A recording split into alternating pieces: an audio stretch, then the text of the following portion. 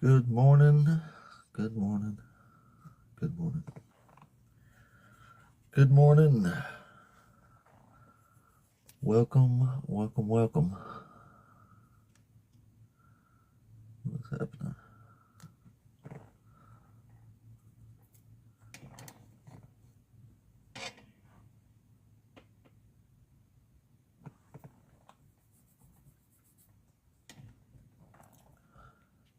Howdy, y'all. Good morning. Howdy. Howdy. Howdy, good morning. It is Thursday. I don't know what time it is. It is time for Trod. It's time for Trod. What's up, dog? Good morning. It is time for day 84 in a row. Almost said 85. It's time for day 84 in a freaking row. Oh, debating the Christians out here. It's been quite the journey, hasn't it? Yeah, that's usually the first thing I hear every morning, Sandra. Somebody to tell us ex-Christians that we were never really Christians. It's so interesting. So interesting. And you can't read my topic is way higher than I thought. Let me try something different there. Actually, no. Crap, I didn't notice that. Anyway, as usual, if you are watching this as a replay on the my 2YouTube channel, also Apostate 8, please consider subscribing to the channel and liking the video. Whether you were touched by the Holy Spirit and healed or not. Yeah. Anyway, if you are watching this as a replay, consider subscribing to the channel and liking the video. That'll help me out a whole lot with my 2YouTube channel.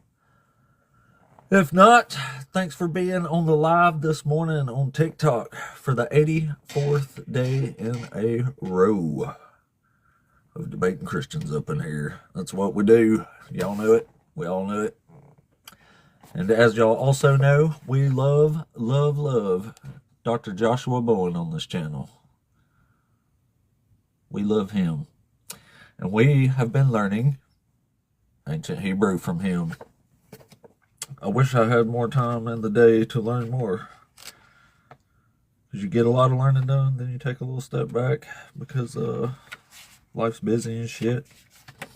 Anyway, but I have been learning it. Good morning, everybody. Hello.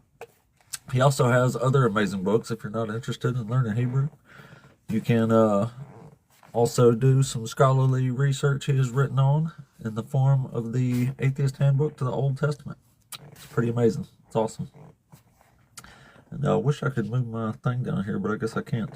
It wasn't showing up like that beforehand. Also, Huntsville, Alabama, this October, the Rocket City Reason Conference is going down, and you can be there with the biggest names in atheist YouTube and TikTok debaters. And it will be great. And you can hang out with us for 3 whole days. The Lord touched me a bunch of times. Once when I wasn't even looking. I was like, what the hell? Jesus had touched me. Anyway, get y'all's tickets for that at the RocketCityReason.com. And y'all come hang out with us. It'll be a whole lot of fun. Don't laugh at that, Trot. It's too elementary now. I guess this is good enough for now that this can be read. Let's see. That wasn't how it looked when I put it up in the thing. Anyway, let's see here. Well, let's go ahead and kick the day off, I reckon. Why not? Try the first person here. What does that say? I guess. Hey, for the people, you there? What's happening? What's happening, man? What's up, buddy? Are you over I'm 18? trying to find out. I'm trying to read what you got up there. I'm trying to see, are you an atheist? Are you a Christian? Are you an Israelite? What are you? Yeah, I'm an atheist. Okay, yeah, well, I don't consider myself an atheist, but I'm around, I lean towards that. I like, you know, uh, using the mind the way an atheist used the mind, which is the most powerful thing on the planet. So I'm kind of with you. I thought I had to. I got a passion that I just totally disagree with the people that's suffering behind these religions. I don't care which one it is, whatever it is. If Yeah, it's well, I hear you, buddy, but this is more of a debate stage up here. okay, all right, yeah. So thank you, man. Keep up the good work, man. I appreciate you. Yeah, no problem, buddy. I appreciate you coming No up doubt, for and no saying that. doubt. Anyway, apparently you can't read my darn thing, which is some sort of problem, isn't it? Let me try something else for the moment. Oh, that's way too small, isn't it? Way too small. Not good. Let's try this one. Maybe that's better. That's still pretty darn small, though. Still, I can see it better than I could before. Anyway, here we go. Let's get the morning started. Y'all know what time it is. Day 84 in a row is what time it is. Let's do this shit again. Sailor Man, thank you. Appreciate that, guys. I appreciate all the support I get over here. It's pretty unbelievable. Some pretty awesome folks up in this bee. I already got one new follow. That's cool. Well, I'm curious to how the algorithm's going to treat us today. I'm sure it'll be great, won't it? I'm sure it'll be great. Like it usually is. It usually is. TikTok is pretty darn good. Not a demon. Thank you. I appreciate that. I appreciate the 500 minutes of watching, too. That's awesome, man. Thank you so much. I'm glad I could supply. Thank you, Jay. I'm glad I could supply 500 freaking minutes of, that's a lot of minutes of entertainment out up in here. Thank you, man. Thank you. It makes me feel so good. Especially on days I'm not feeling so good. Anyway, let me get... Damn it, getting the stupid background on the screen's the hardest part of this damn job here. Alright, anyway, if you're a Christian passing through and you want to debate us or talk to us about one of these topics up here, we have 1. Why worship a God who is unjust, condones slavery, and commands great? Why serve Jesus when he fulfills zero prophecy the New Testament says he does and is no Messiah? Why should anyone be a Christian? Those should be fun topics for today, I would think. Okay.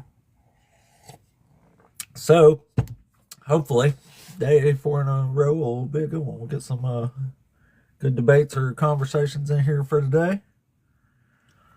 We usually always do, like even on the kind of rough days, it seems like we have at least a few conversations that come in and make it worth it, huh? Yeah. Don't we? Anyway, guys, thanks so much for getting us started today with the screen taps and the comments and gifts and stuff. I really appreciate that. That is like the cup of Starbucks coffee for the algorithms in the morning. It likes that. TikTok likes a good old $9 cup of coffee in the morning.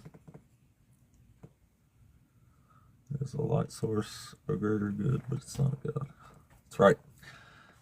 That's right. It's human brains and feelings. It's good. Anyway, what's up, guys? Good morning. How long have we been on now? 9 minutes? It's still about right, I guess. Love energy. Yes, that is the good energies. The good energies. All right, well, let's try the next one in the queue here.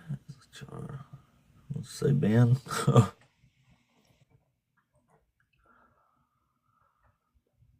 Hey, Thanks. is Hey, anybody else buddy, are coming you up?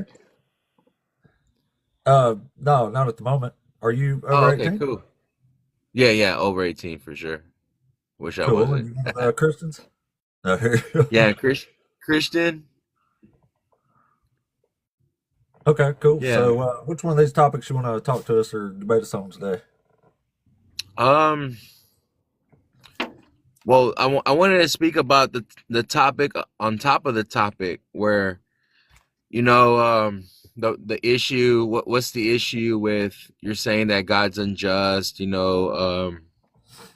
Jesus not the Messiah. He's a liar. Why should I be Christian? Why should I believe in a God that condones slavery? So the topic above on top of the topic is why do you feel that way? Why do you why do you take the time out to make a live about the topic on top of the topic? Like, what's your issues with Christianity? That's what I'm saying. Um, my issues with Christianity is I live in a country Yeah, where they're trying to vote themselves into power. They're a bunch of folks that pretend they're carrying a cross when they're actually carrying a whip. And now all of a sudden yeah, manifested, you know what manifesting destiny is? yeah, yeah. Well, apparently that's popular again now, and I don't like that shit. So I do this live Oh, to combat the rise of Christian nationalism. oh, I follow you. Okay, so you're against that, right? Yeah, plus Christianity is not true, and I think it'll just help humanity out to believe true things and Yes. not untrue things. Well, okay, that was part of the question to a former Christian, right? That left Christian. You're a former Christian, right? A former believer that doesn't Yeah. believe today. Yeah. Okay. Well, see, the problem here is not so much God, is not so much Jesus or God. The problem is you've been bamboozled, sir. Since the moment you were born, you have been bamboozled to believe in something that you found out that is totally a lie, correct? See, the problem is not so much God because you don't want to say I deny God because of the lie that I was bamboozled since I was a little child to think a certain way, and then as you grow up, you come to the reality that shit, man, I got bamboozled, man. Even my parents lied to me, my grandparents lied to me, my pastor lied to me, my boss lied to Well, me, my then, teachers they didn't lied lie to to me. me. They just didn't know any better. They thought it was Well, true. yeah, exactly. Yeah, you're right about that. They didn't know any better. They have been bamboozled, right? We all have Yeah, been bamboozled. Yeah. So it's not sure, really but for the fault Christianity of to God. be false, it Yeah. doesn't mean you have to get rid of the God, though. You can still be a Hebrew or Israelite or Jewish or whatever, and believe in the same God and not be a Christian. But either Well, way, that that's not okay. a problem. That's the second chapter. That's where I'm coming at now. Now we're in the second chapter. So the what you just said is true, right? A lot of different nationalities, right? You got your Jews, you got your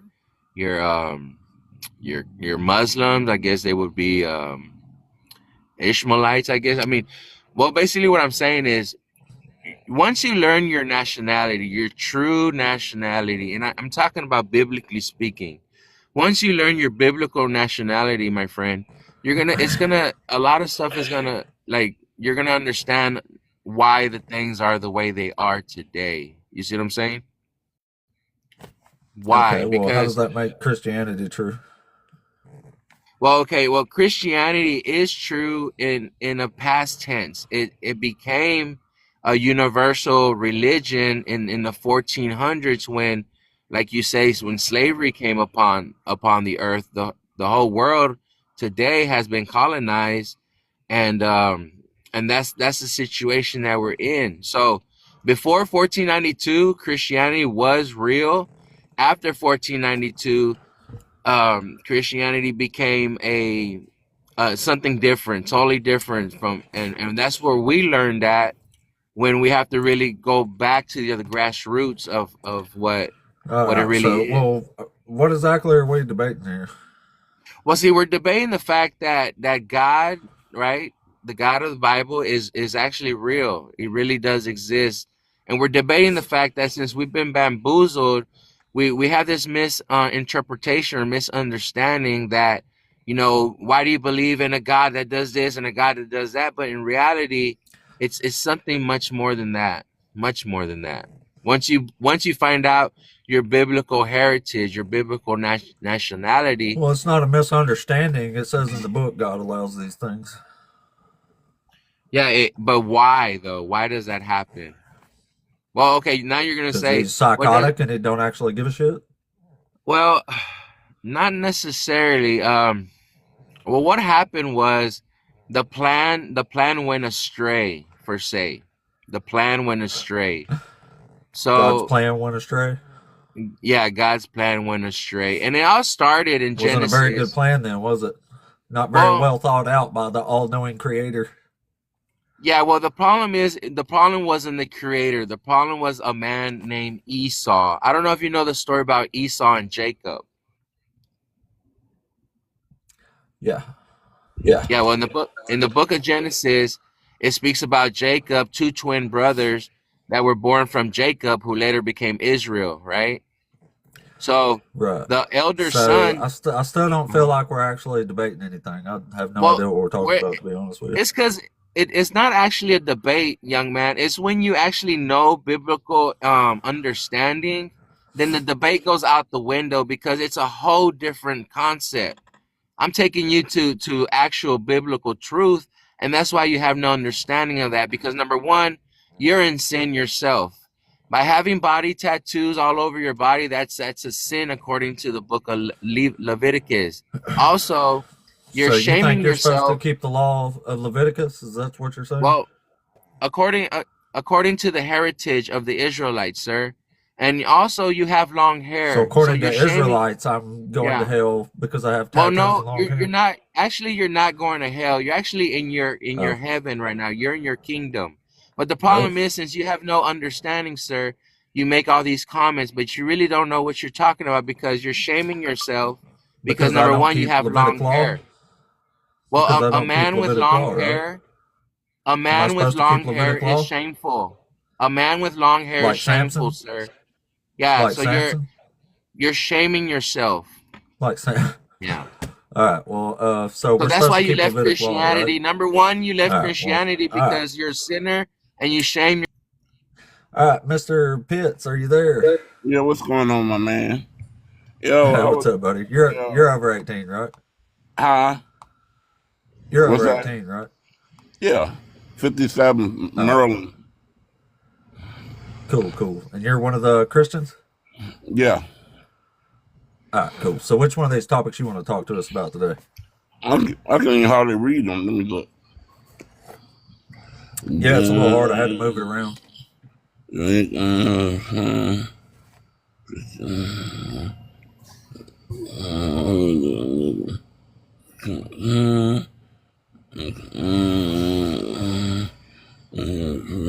Awful noises.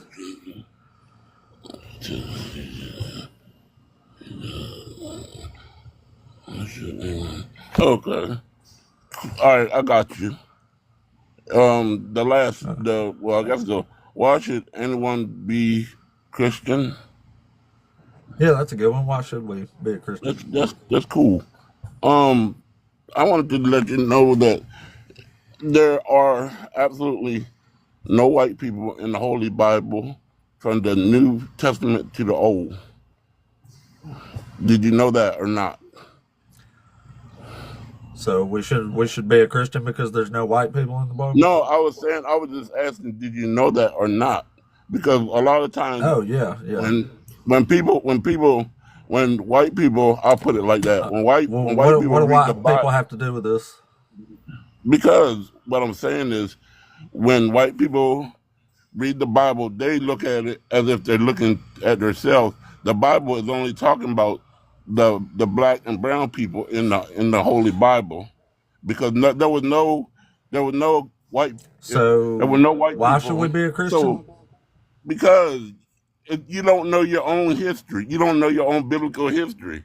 Just like the picture you got back there, So the I should white. be a Christian because I don't know biblical No, history. you don't have it. Yeah, you don't even know your own biblical history. You don't. Nope. Okay. Well, all right. And So check why this should one we be out. a Christian? But check this out. If you don't believe me, Google it. If you don't believe my words, you got Google it, Google it, and then on top of that, Google then you what? say Greeks. Google what? Google. Is there any white people in the Holy Bible? Could you Google tell it. us why we should be a Christian? Oh, I didn't say you should be. How can you be? Because you don't have your own religion. You We picked the don't. We topic, don't. why should anyone be a Christian? So I asked you, why should anyone be a Oh, Christian? why? And you Oh, why proceeded to talk should about white you? people not being in the Bible and I don't know my Oh, history. oh no. I don't know. Let's see. You're not like Why crazy, are should you? anyone be? Oh, I don't know though. I don't know what you think. Hold on. He does. I don't know. I'm gonna jump out of this. Hold on.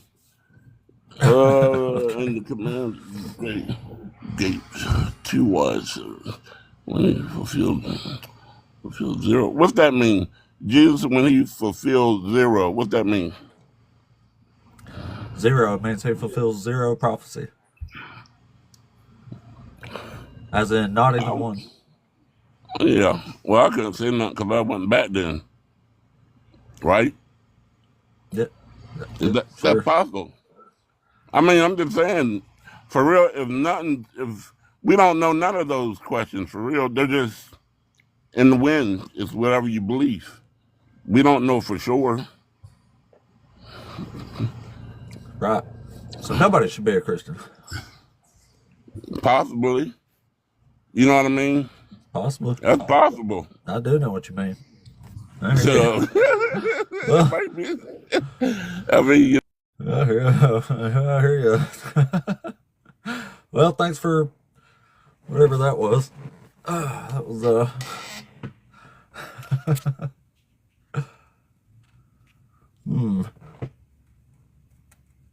was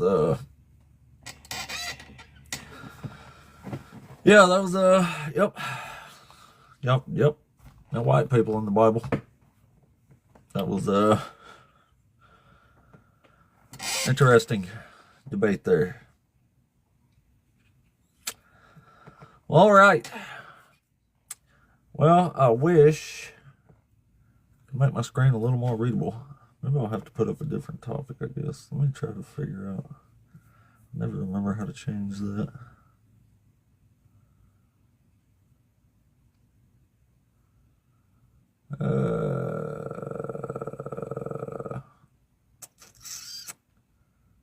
Which one was it? Let's change that up and get a...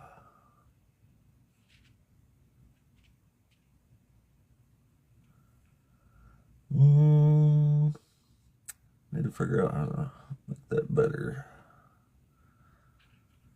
Let me see.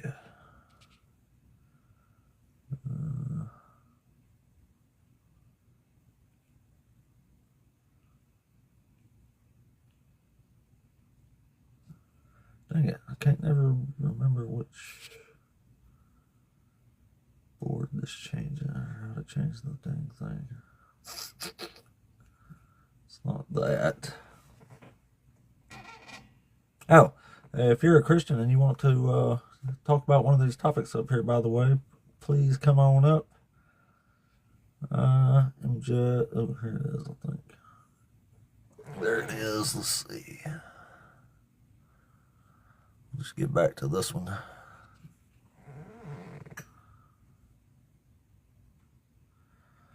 We'll swap it back up with this one here and get back to a fluid. Darn it. That didn't do it either. Oh, well, I guess we'll just have to deal with that for the moment there. Ah, there we go. Well, yeah. 25 minutes. Yeah, I guess we'll have to deal with that. Anyway, let's keep it rolling, I reckon. Get some more Christians up in here to debate. Preferably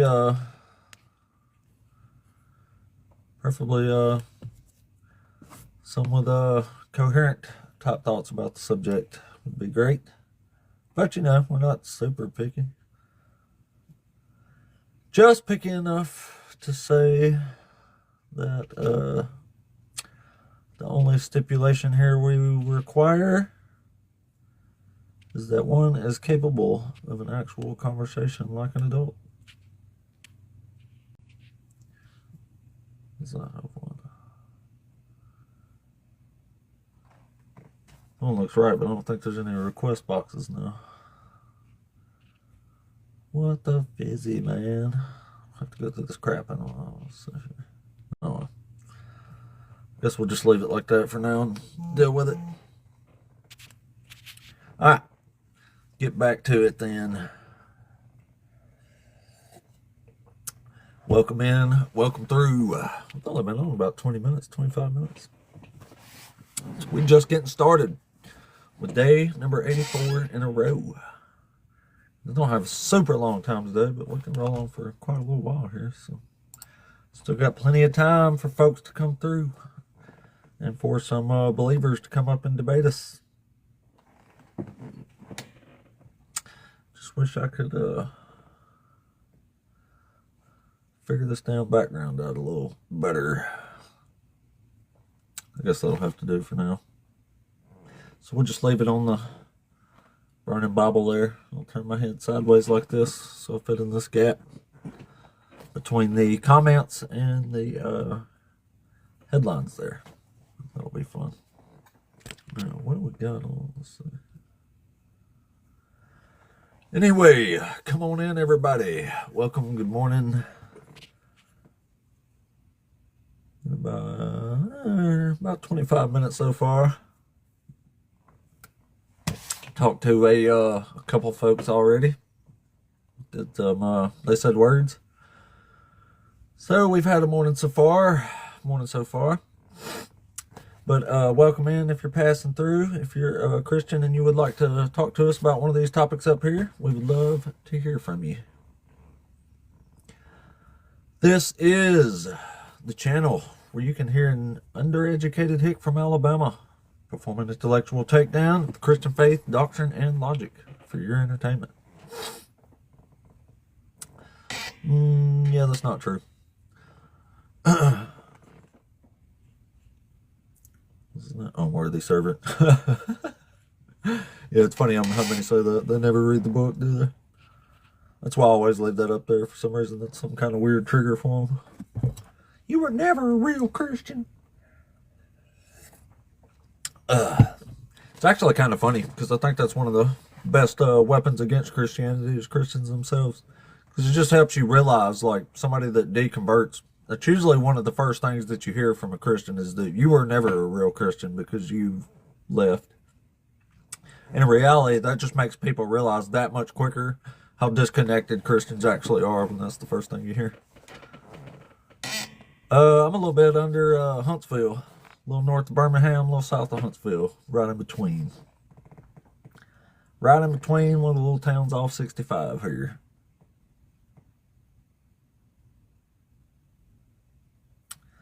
Thank you, Medusa. Appreciate it.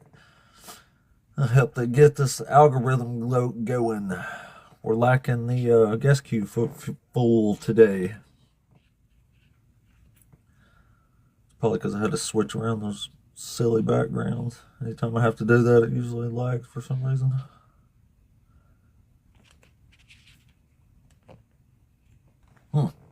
Anyway.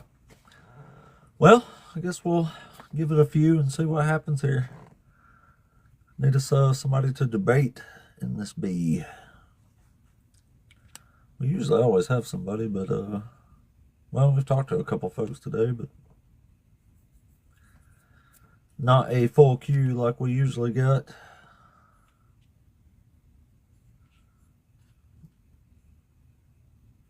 Oh, but yeah, as I was saying, I think that's one of the strongest double-edged swords the Christians got in their holster there. If somebody leaves, that's the first thing they hear is you were never a real Christian, but it just goes to show you how disconnected Christians actually are with logic and reality to tell that to people, because it says, they're like, well, goddamn, if they don't even know that, what other kind of bullshit they are? I think it works out pretty good. That's a good thing to hear when you leave Christianity, is that you were never a real Christian. So, Christians, keep it up. Keep it up. Y'all doing the real work out there.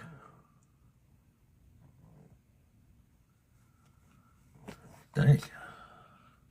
Yeah, ever since the other day when the TikTok had some kind of severe hiccup, it's been weird ever since. It's been weird as fuck ever since, man. Like the algorithm is definitely still doing things, but it's certainly not normal like it was. Something happened to it. I don't know what it was, but it did some kind of weird shift or some sort of something or another. Who knows? Yeah, read Hebrews 6, buddy. Actually, don't read Hebrews 6. I don't want y'all to quit saying that. Like I said, I actually like it that y'all say that. You help people divert Christianity that much more when you say that kind of nonsense. Pretending you're mind readers. Good morning, Dr. Josh. This is the best friend of the channel there. But yeah, the algorithm has been really, really, really weird the last couple days. Ever since whatever happened. It's been weird ever since. It's still moving, but not really. It's definitely not normal. Viewership went down, the followers went down. It's going out to a weird amount of people. It's just weird, but what can we do, man? What can we do? What can we do? Everyone who does evil. Oh, believers are funny. That's why we do this show, I guess, for the entertainment when it comes down to it. Well, not really, but you know, definitely plays in to a part of it there. Man, it's so weird though. Usually have a buffet of people to pick from in the guest queue there. And the last couple of days, it's just been rough. It's just been rough, man.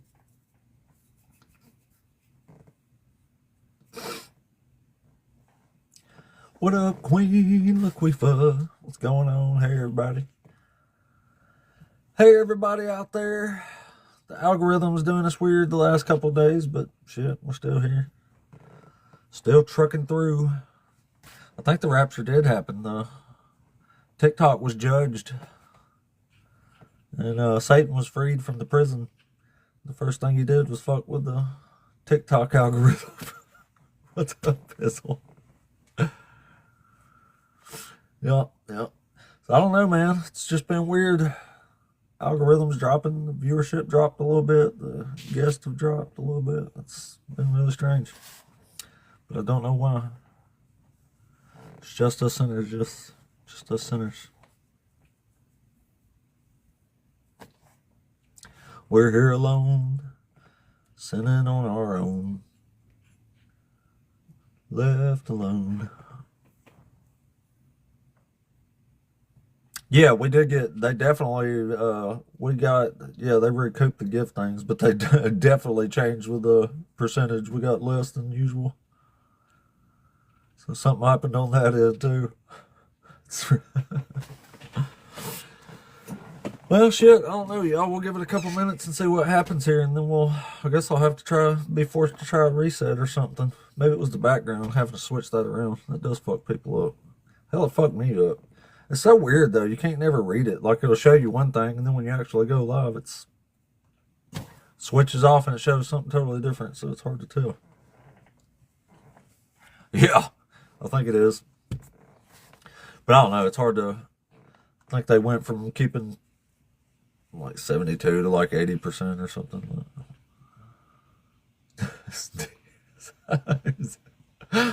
Oh, boy. Well, there's somebody talk to in here.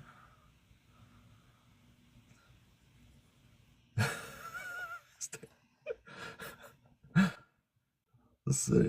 He might not have requested it. Yeah, it was an accident. This dude requested out, but it was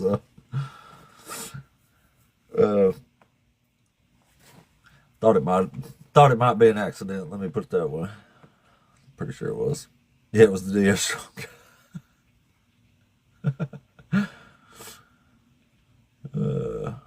Oh, maybe it was a.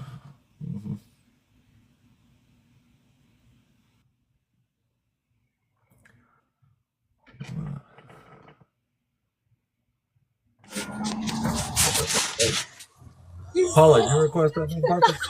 Oh, my bad. Way too loud. Way too loud. Oh, oh, I went away again. Kimchi, thank you. We'll give that a shot there. What? What are y'all doing there? What in the world?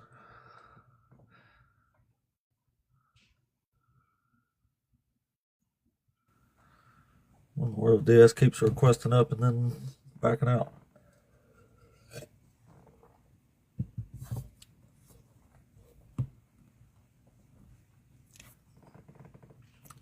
Which one, the DS guy?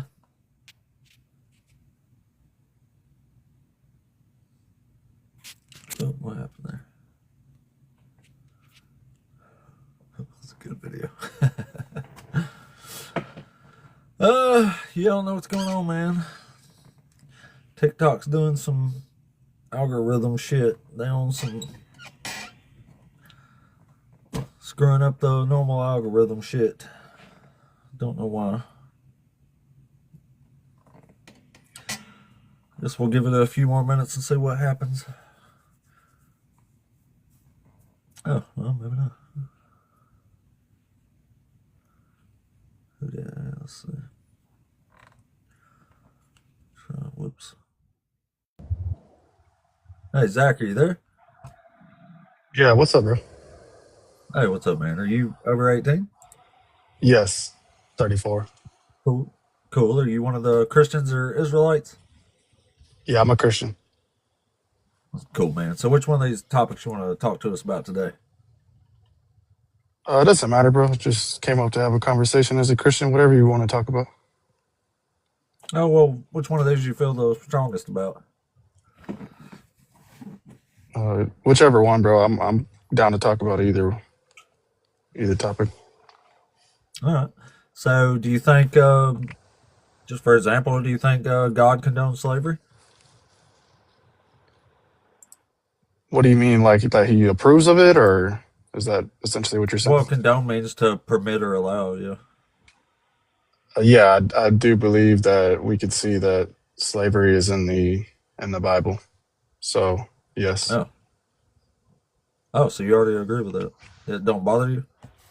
Yeah, I mean it is troubling. How do you get over it? I don't know that it's like I just get over it. It's just something that's clearly hard to deal with. I couldn't just deny that.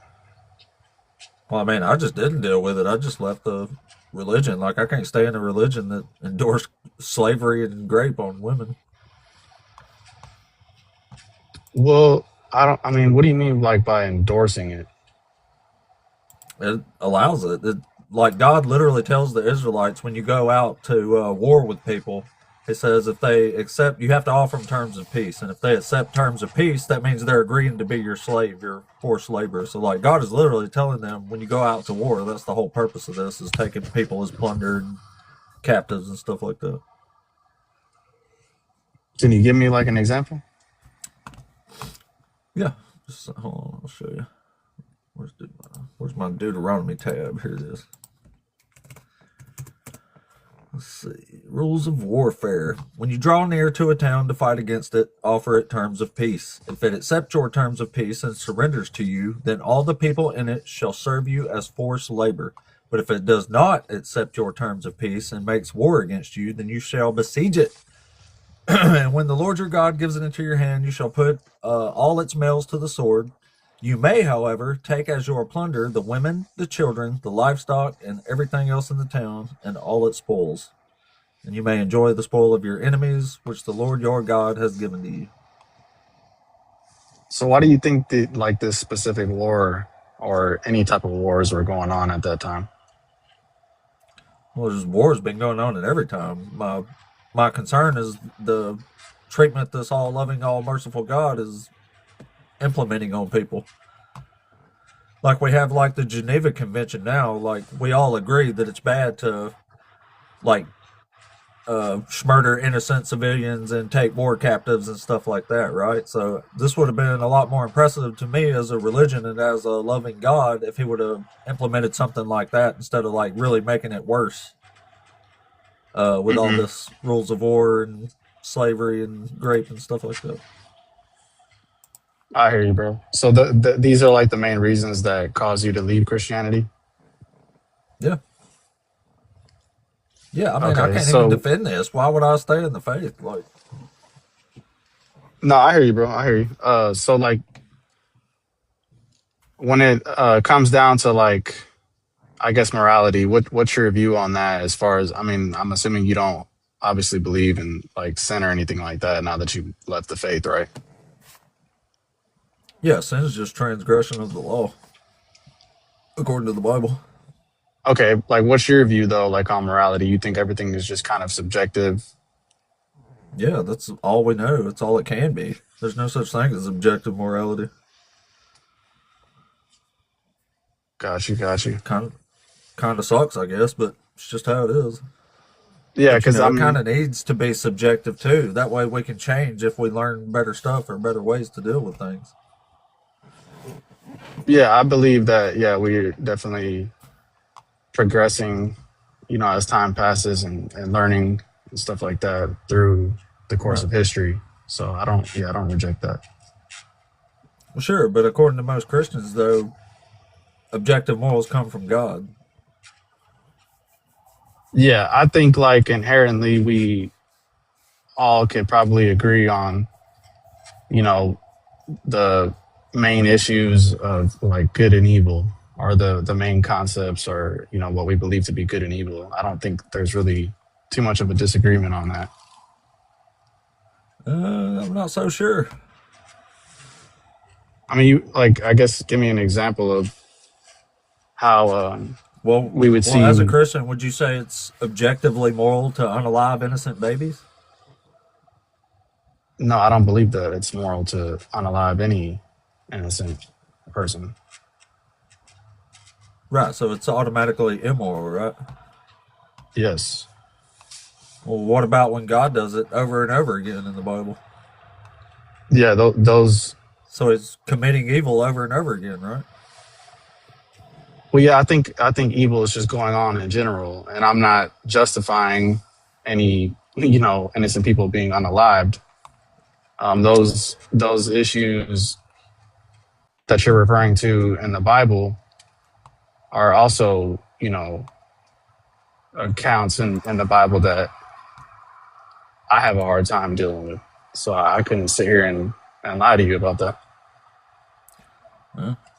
I'm just saying, if it's evil to unalive innocent babies, then God's doing an awful lot of evil in the book. I mean, don't you No, I hear think? you, bro. I mean, those definitely are some troubling things that we see in the Bible that are not, just easily, they're not easily able to be explained. I guess I could say. Right. I mean, I didn't even try to explain them when I was a Christian. When I was horrified when I read about this stuff, and if I can't defend it, I'm certainly not serving this God. You know what I mean? Yeah. So, what's your like view on? I guess, are you agnostic or just atheist? Nah, I'm just an atheist now. Just atheist. So, what do Yeah. you think? Like, the purpose of life is? I guess out in general, like when it comes to like life and death. I don't think there's any intrinsic purpose. Life's what you make of it. If you're an outgoing person, like go see the world, raise a family, raise some kids, pass on your genetic line. You know what I mean? That's about the closest you can get to a purpose, but you can do whatever you want. So basically, just basically like what you make out of life is just on your own terms. Make the best out of it, essentially. Yeah, we do the best we can for each other. Leave the world a better place than we found it. But we ain't going to leave it better if we bring back things like slavery and conquering people again, like the Christian nationalists are trying to do now. Well, I mean, yeah, I think that's ridiculous. Christian nationalism is actually just crazy. I mean, I don't Right? agree with any of that. So why are you a Christian again? I don't affiliate with that part of Christianity. I just, follow Christ and to the best of my ability. I mean, I fall short all the time. Oh. But if there is like life after death, what is your thoughts on that? If that was something that came to be? I don't think there is life after death. But I mean, if there is, I don't know what to think of it. It's certainly not this or whatever this is talking about. There's no such thing as a perfect paradise where there's no pain or fear or nothing. That don't even make any sense. Well, yeah, I mean, obviously, thinking about the afterlife is kind of crazy just to even contemplate. I mean, I could almost like get on board with like some sort of afterlife. You're like your soul does something or another, but not like this perfect paradise where there's nothing but happiness and streets of gold for eternity. That's just incoherent nonsense, I think. You think it's like wishful thinking or just something to... Yeah, I mean, it has to be. Like, can you think of a single thing a human being could possibly want to do for an eternity? Yeah, that's a good question. I mean, I guess being around your family or, just love in general would be ideal. What if you're like the only Christian that makes it to heaven in your family and the rest of them go to hell? Yeah, that would suck. Yeah, I mean, it's just awfully funny to me that like there's this supposedly perfect paradise, but not a single person can tell you really anything at all about what a perfect paradise is even like to a human being. But coincidentally, I bet you we could sit here for the next month and come up with eternal torments over and over again. Yeah. Nah, yeah, all of this stuff is hard to grasp. I mean, I'm nowhere near perfect. I don't think anyone is. And I think we're all just trying to figure out life in general as we, continue to grow and mature in life. I mean, I think everybody should be trying to learn and grow every day. So I think we should, do the best of our ability to, respect one another and love each other. I mean, but obviously there's just a lot of bullshit in the world. So it's kind of hard to, maintain that peace and growth. But as a Christian, I don't claim to know everything. I mean, all of these things are hard to talk about, to be honest. So you don't think that the Bible is like the inspired, inerrant word of God?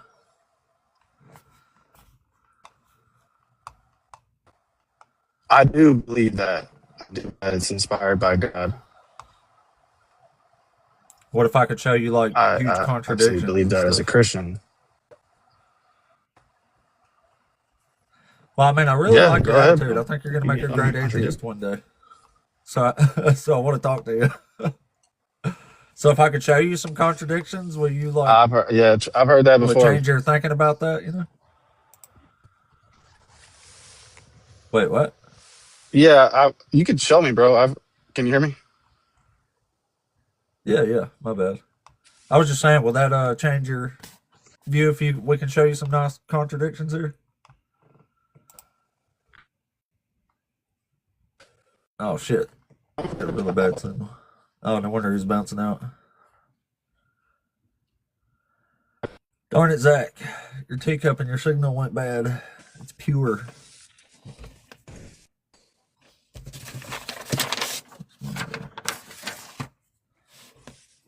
What's happened? We gotta give him a second. It's been really cool. Can you?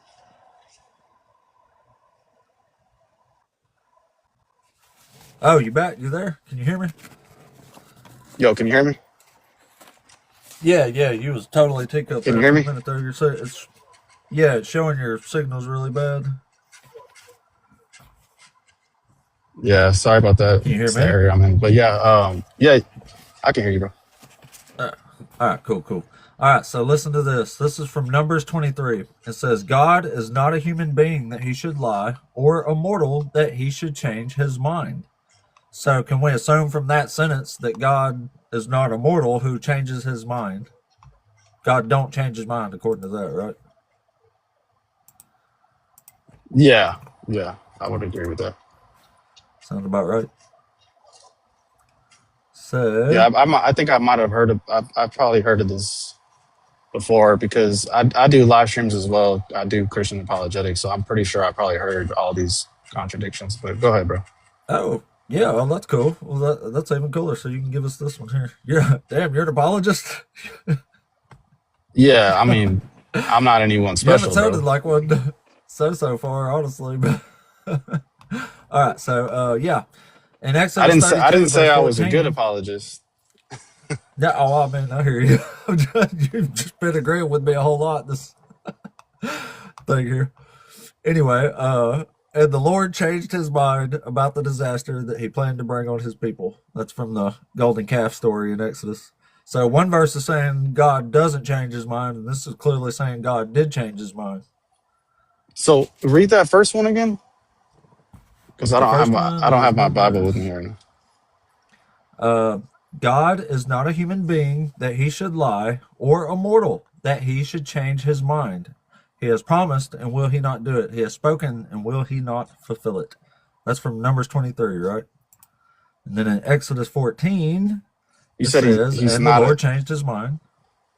You said What? he's not immortal. Is that what the verse says? No, not a mortal. Oh, not a mortal. So I'm Yeah, he sure. said he's not a mortal that he should change his mind. I think this is talking about in the sense of like human terms. Well, it kind of is. It says God is not a human being that he should lie, or a mortal that he should change his mind. So it's saying he don't lie or change his mind like people do, right? Yeah. Okay. Go ahead. Yeah. And so in Exodus 32, he definitely does change his mind because it says he changed his mind about the disaster that he planned to bring on the people. And he definitely lies in 1 Kings chapter 22 too. So he's a liar and a mind changer. You said he lies. Yeah, in 1 Kings chapter 22. Okay. So I guess we could deal with the first one that you brought up. So you're saying the fact that one verse is saying that he doesn't change his mind, and then the other verse you brought up, he does change his mind, is a contradiction.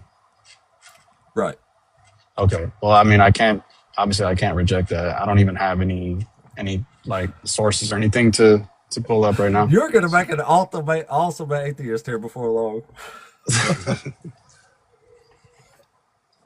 We're excited about having you, Zach. I appreciate you, bro. No, we appreciate you. So, well, there was one there. You wanna read the one about him lying? Yeah, go ahead. I don't have my Bible with me, bro, but you can read it. That's all right. Just a second. Let me get on. Which one was on there? Oh, here we go. No, wait, hold on. Let me get on. All right, let's do this one. All right. 1 Kings, chapter 22. Oops. So in this one, it says in verse 23, it says, so you see, the Lord has put a lying spirit in the mouth of all these your prophets. The Lord has decreed disaster for you. If you don't know that story, he wants to entice King Ahab to battle to fall at Ramoth Gilead. And he can't figure out how to get him there because he don't trust the prophets. So one of the little spirits pipes up and says, let's just lie to the guy. And God's like, yeah, I love that idea. Go lie to him. So God puts the lying spirits in the mouth of the prophets. So remind me, what's the exact reason again that he's doing this for? He needs to get a King Ahab up to battle so he can so he'll fall in battle. God wants to unalive the guy in battle, but for some reason it needs to be in battle. But he has to get him there, and the prophets are giving him bad bad prophecies about the battle. They're giving him bad omens, so he might Oh, go. okay. Yeah, yeah. No, I got you. Yeah, God has a problem, so he calls like a meeting in heaven. He's like, we need ideas to get Ahab to battle or whatever. And this one spirit pipes up and says, hey, I know, let's just slaughter the guy. And God's like, I love it, go do that. Okay. Yeah, no, I hear you. I hear you. Yep. Was that So the only? like, Was that the only one? well, that's the most explicit one where he lies, but he also lies to Adam and Eve too. So you're saying because he sends a lying spirit, that's essentially God lying himself. Yeah, that's what a prophet is. It's God's words in the mouth of a prophet. So if God's putting lies in the mouth of the prophets, that's God's words coming out of their mouth. So that's God lying. Okay. All right. And you said he lied to Adam and Eve as well? Yeah, well, yeah, he told them the day they eat of that fruit that they'll die, but they clearly didn't die the day they ate of the fruit. So the serpent was the one telling the truth. Well, I think it's in reference to like a spiritual death, not like an actual physical death. I don't know, man. So, like, did Adam and Eve go to hell? Well, Like, I mean, that's just where the concept of the fall comes.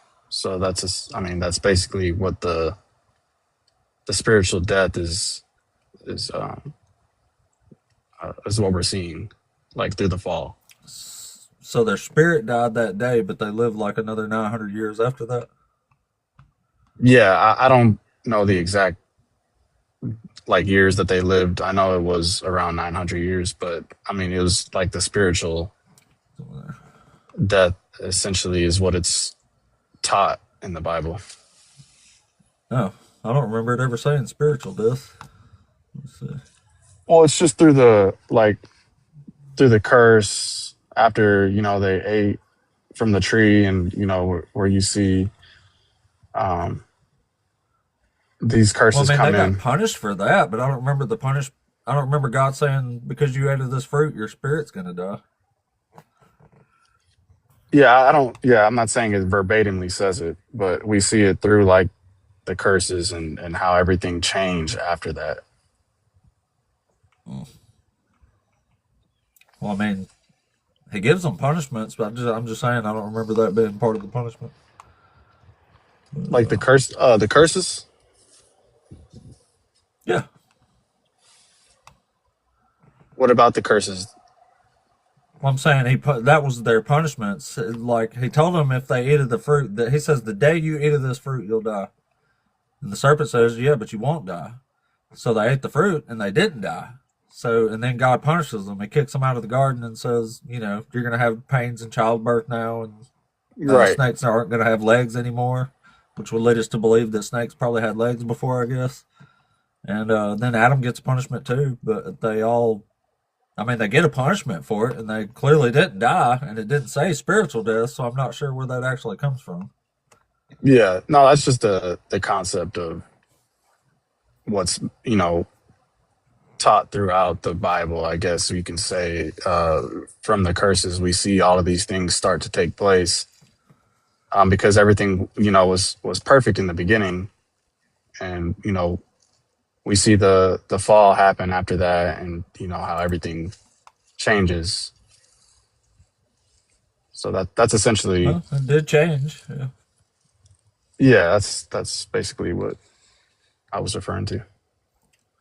No, I hear you. I'm just saying, from my eyes and from a contextual read there, it seems like God was telling them if they eat the fruit, they'll die that day. But the serpent said, you won't die. They didn't die. It's just what it Yeah, seems like you're to, you're thinking like it should be like a literal, physical and spiritual, I'm like just I'm just cease saying to it literally exist. reads that way. Nah, I hear you, bro. Obviously, there's going to be two sides to how we view it. Oh, I guess. So what's your favorite apologetic you use against what do like atheists come on your channel and Yeah, well, I've talked to atheists, different religions. I've really talked to pretty much every uh, what's the most type of common background. argument you get from atheists? Pretty much, points that you're making in your live stream, slavery and genocide and basically these are the common things that they bring up. Yeah. Well, what's your apologetic for it on your channel?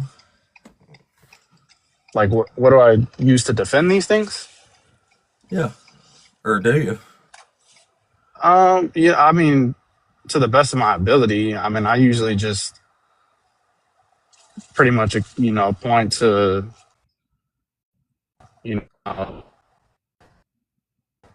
and and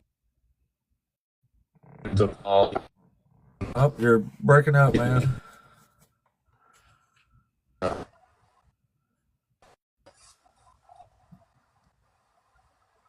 Don't know what's happening, buddy. Can you hear me?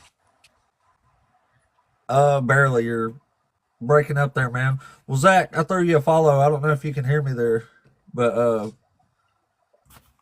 I guess they can hear me. Yeah, it keeps taking up and over and showing a really bad signal. I can hear you. Well, anyway, Zach, yeah, my service is bad, bro. Yeah, I threw you a follow. Yeah. Well, I threw you a follow, man. I'm gonna I'll come on your live sometime and talk to you or something. But so far it just sounds like you've agreed with me a whole bunch. Sounds good. So it's confusing why you're a Christian. Don't worry, we'll get there though.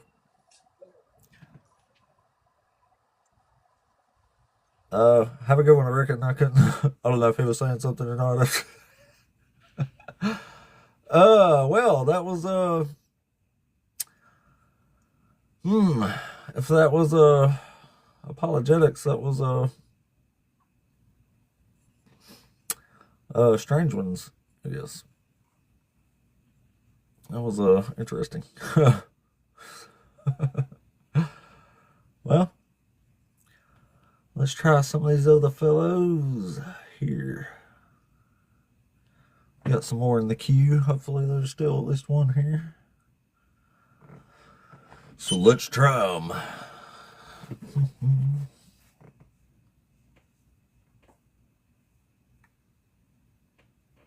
God doesn't need defended. My imaginary friend don't need defended either. He's got it. Safe from all defenses. Alright, let's see. I don't know if we're getting lagged or what.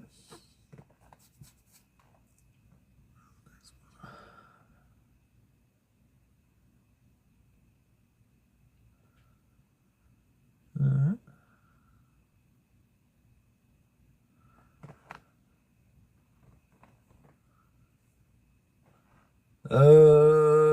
I guess nobody's there. 15 hour 3. Man, what is up with these weird ass algorithms the last couple of days, man? It's so strange.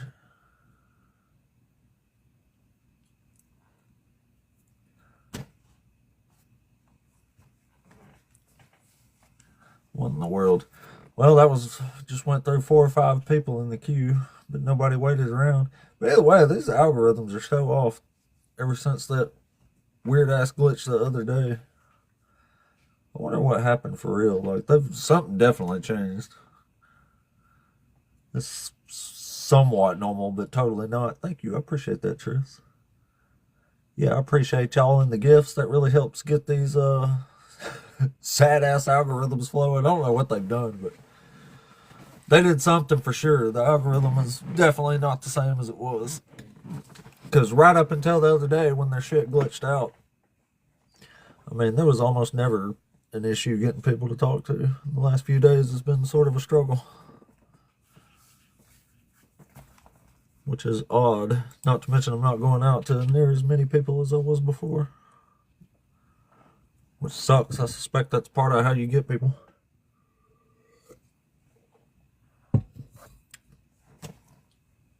That's a real possibility, Tris. In fact, let me give my 2YouTube channel a shout out. That's also Apostate Ape, just in case the TikTok ends up going bad and collapsing, because seems to be quite concerning the last few days with how the TikTok's going. So everybody might end up having to move somewhere unfortunately. Yeah, we are on a Christian national sweat train. That's, yeah. Sad reality, unfortunately. Quite sad, you know.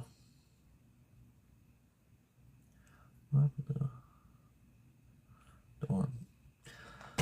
Well, it's hard to call these days. I almost never have to do resets, but I guess we'll give it a minute and see if we have to reset or not. I don't know. I don't know, man. The algorithm the last couple days has been quite poor compared to what it was before. But I appreciate the shit out of all the likes. I'm definitely getting a ton of likes and stuff on the stream. Hell, it's barely been an hour and I already got 40,000 likes. I mean, y'all are killing it on that end. So I really don't know. I just know it's not the same as it was. It's kind of sad. Kind of sad, man. But, you know, that's what it is, I guess. What else can it be? Besides what it is, we don't know. We don't know. What we do know is God does awful, awful, awful things to people. There is no way this is a God of love and mercy when it's commanding shit like this to go on. Because these are absolutely disturbing things. And I mean very disturbing.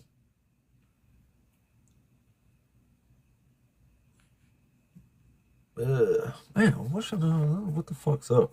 I sure hate that it changed, though. I sure hate that it changed.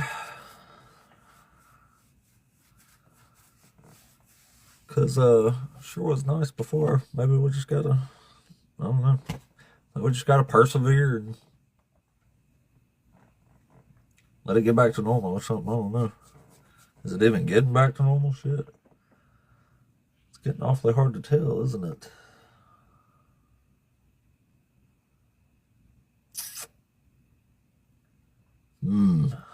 Yeah, I don't know.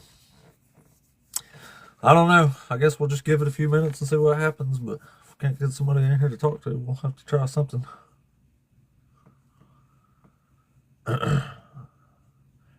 If you mean normal TikTok algorithm, it's what it was before the other day when it came crashing down there.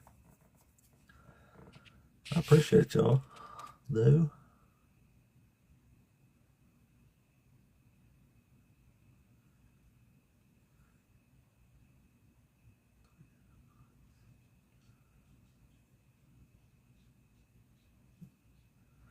Yeah, well, thanks for the engagement. We're definitely getting a...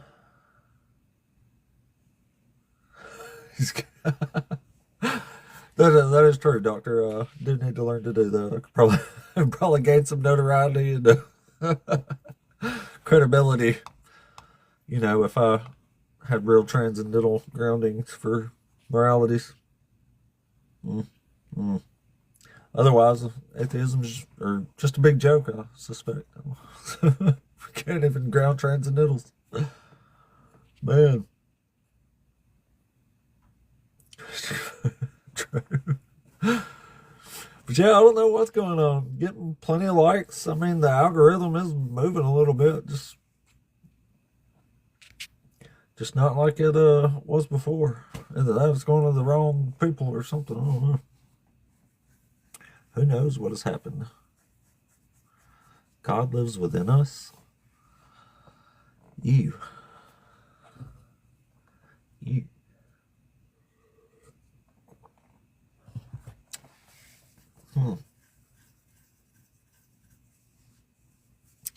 Day 84 in a row.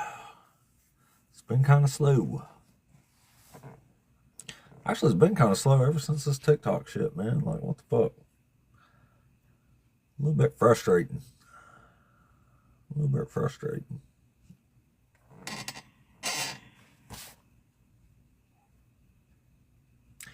No, do not believe in God. I'm an atheism. A big old atheism.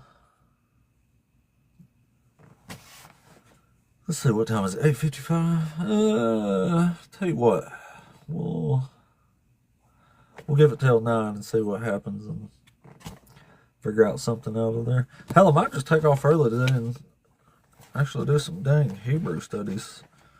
I've only been getting like 10 or 15 minutes a day at best for like the last 3 or 4 or 5 days. Ridiculous.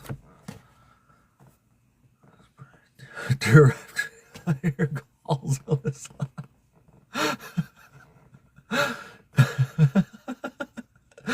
Lay your big meaty claws on this live, Jesus. And bringing some Christian defenders up in here.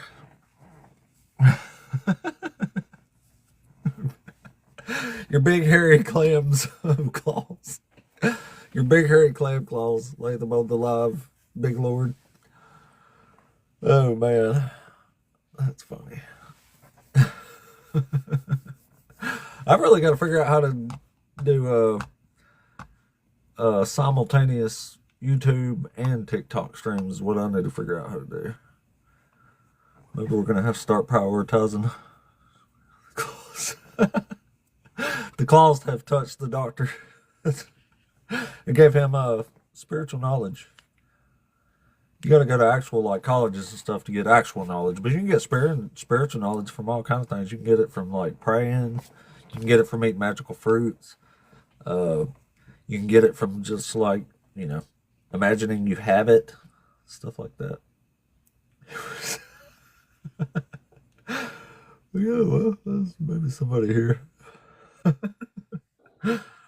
Cullen, are you there? Hi there. Hey, what's up, man? Are you over 18? I am. Are you one of the Christians? I am a Christian. Cool, man. So which one of these topics do you want to debate us on or talk about today? Let's see here. Are you a Christian? No, I'm a former Christian. Oh, okay. I was a former Christian. I'm also an Eastern Orthodox inquirer. I was a former Christian too. Is that what you want to talk about? Believe in God? Well, no, all these I got some topics. I was talking about like, Okay, let's why talk about the doesn't slavery Jesus thing. actually fulfill any property? Oh, okay, yeah, that's a good one. So you don't think the Bible condones slavery? I don't think that was the concern of the writers. Well, I mean, it was part of the laws. It was, but I think that they were concerned about other things when they were writing the text. Well, what were they concerned about when they wrote about slavery, other than slavery? They weren't necessarily concerned about slavery. That's something that developed over time. Well, man, what are you saying? I'm saying that the Bible is, it changed over time, and truth is discovered over time. It took a long time for people to consider slavery and why it shouldn't happen. So you don't think it should happen, right? Yeah, I'm not for slavery. But it's the easy. Bible never says you can't have slaves. It doesn't, but it was concerned about different issues. They were concerned about paganism, which is the first step, and then the second step is slavery. It's a progression. Oh. Well, either way, the book condones slavery. Yeah, but you have to read a book in its time period, and if it's a progression from the other books around it, if they're touching things that other books haven't, it's a very important text, What does it touch that other books haven't? It was the first book to say that we should basically worship one God, which is a progression from worshiping multiple. I don't know if it was the first one. What was the first one? The Zoroastrian stuff? I don't know. Wouldn't it have been like Akhenaten have been a monotheist?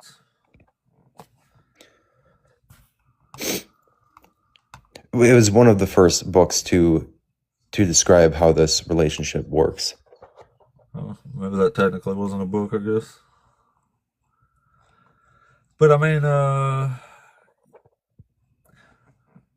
mean, okay, so just say it was the first one to talk about a single God. I mean, it don't still don't say anything to the slavery part. I don't think. Like this is Well, it like does when this Jesus is what they used to comes. justify slavery in the antebellum No, South. so the problem is the law was helpful for the Hebrew people, right? It was helpful for them, but it was imperfect, just like the law that we get in government. It's imperfect, but it's helpful.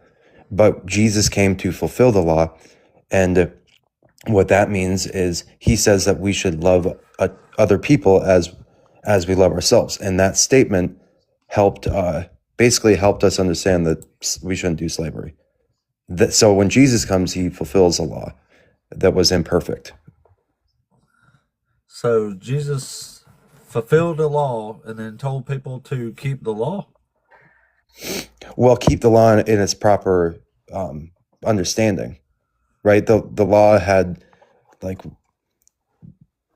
it's not.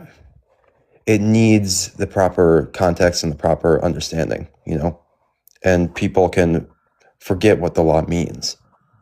And I think that they do forget what the law means if they have slaves. Well, the law says you can have slaves, though. What part of the law says that you can't have slaves? Levitic law, Leviticus 25, Exodus 21, and Deuteronomy 20, 21. It doesn't say you can have. It tells you how to treat slaves. Something else. No, it says you can have them. It tells you where to get them, all that stuff. It tells you where to get. It says you can sell your daughter as a slave. Okay, so it's telling you how to treat slaves properly in the time period that they're in. Which part are you talking about? I don't know exactly. I just think it's easy to look back in the past from our perspective and judge, but we have to consider the progression in time and the time that they were in, and how weird it would be to all of a sudden have this group of people consider, oh, maybe we shouldn't do slavery. Like that would be a weird quick step that would not be natural. Well, that's strange because right above the part where it says you can acquire slaves from foreigners, it says you can't have slaves among the Hebrew male or the male Hebrew Israelites. So he's clearly condemning some slavery there.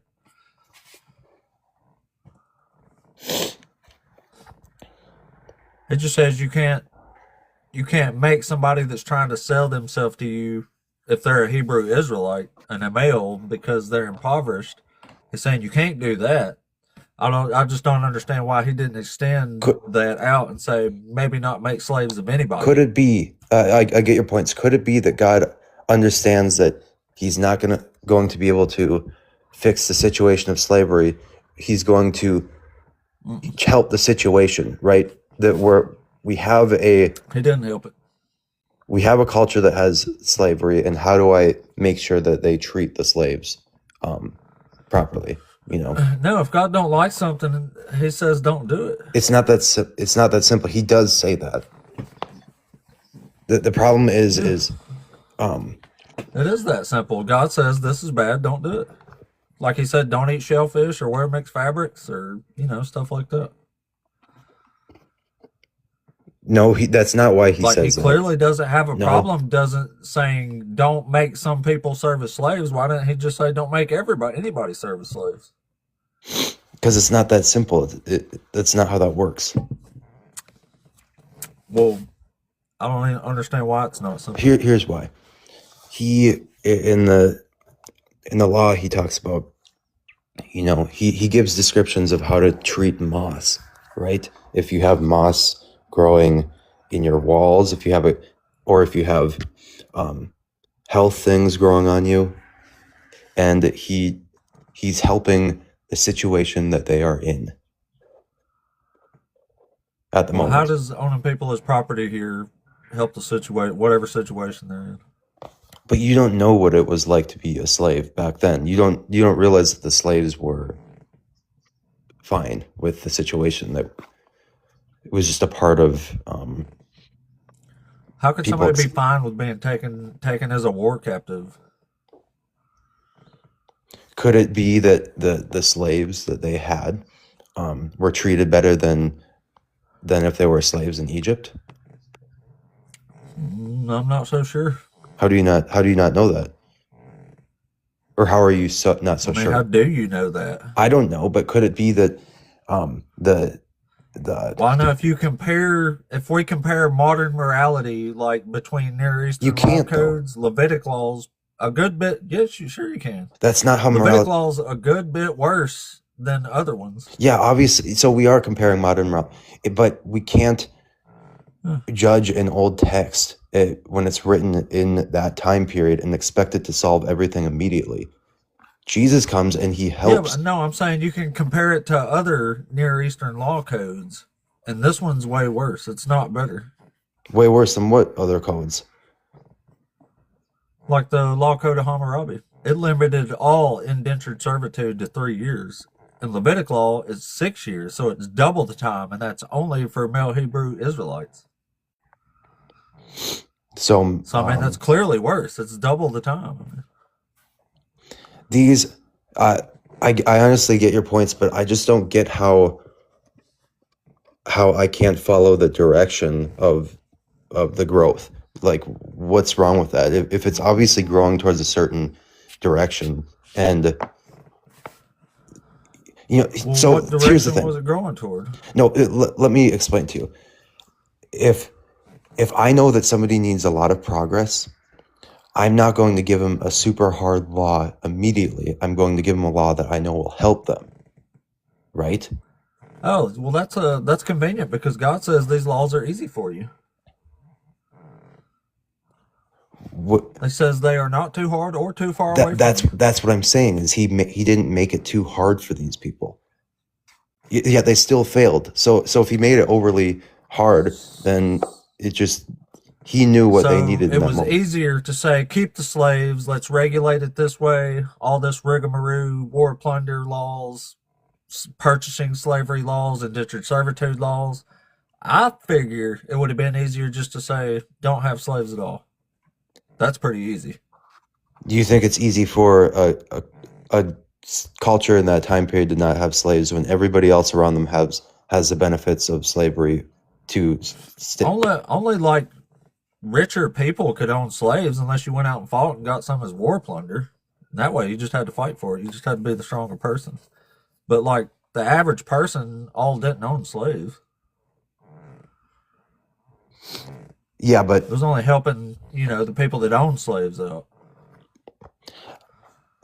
I just think that like how can you even demonstrate that they're better off owning slaves than not owning slaves in the first place? Because it's helpful. What did the slaves make them better for? Hi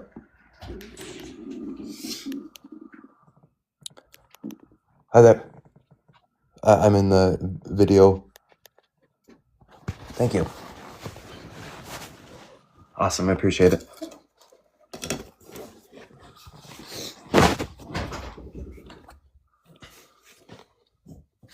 Thank you. So I get your points. But like I said, if you're going to give somebody a law, you don't give them too hard of a law right away. And I know it seems weird, but that's the time that it was in, and Jesus comes to fulfill the law. And for those who have ears to hear and eyes to listen, or the other way around, then they can come to these conclusions, and that's what happened. Well, why did he say you could own foreigners for life? Why didn't he just limit all slavery to like 3 years like the Hammurabi Code did? Well, I think God worked with the Hammurabi people as well in different ways. It says like God didn't even improve what was going on at the time. He made it worse. How do you know he made who is before the according to what people? Well, just according to the Near Eastern Law Code. Like I said, the Law Code of Hammurabi limited all indentured servitude to 3 years. The Bible, it's 6 years for male Hebrew Israelites. So it literally took a law or if you compare the laws, this one's twice as bad, and it's only for certain people. Hmm. So, like, how did God improve anything if He just made existing laws worse if those were better at the time or something? That's a good question.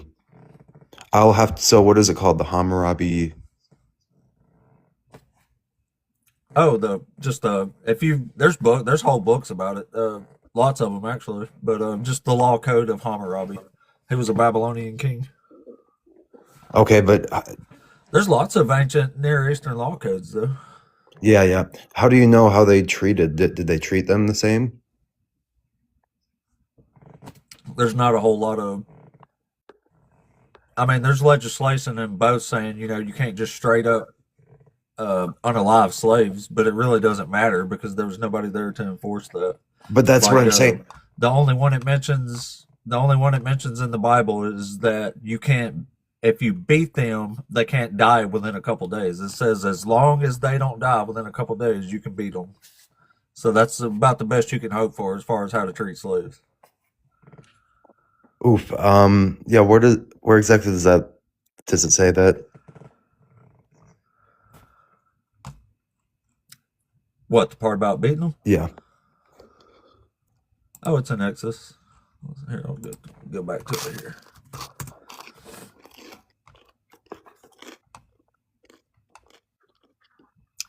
Let's see here. When a man sells his daughter as a slave. Shit. Somebody's trying to call me there.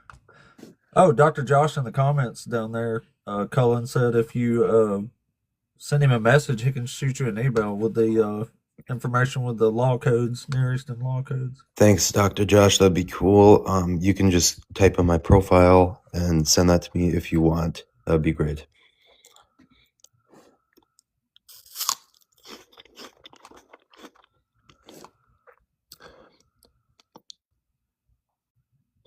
But I mean, who knows? Maybe they were the best people to treat their slaves, considering they had the 10 Commandments, which maybe it would be the best place to be a slave in that time period.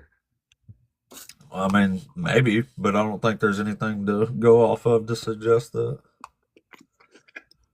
In fact, if anything, as far as I know, it was worse.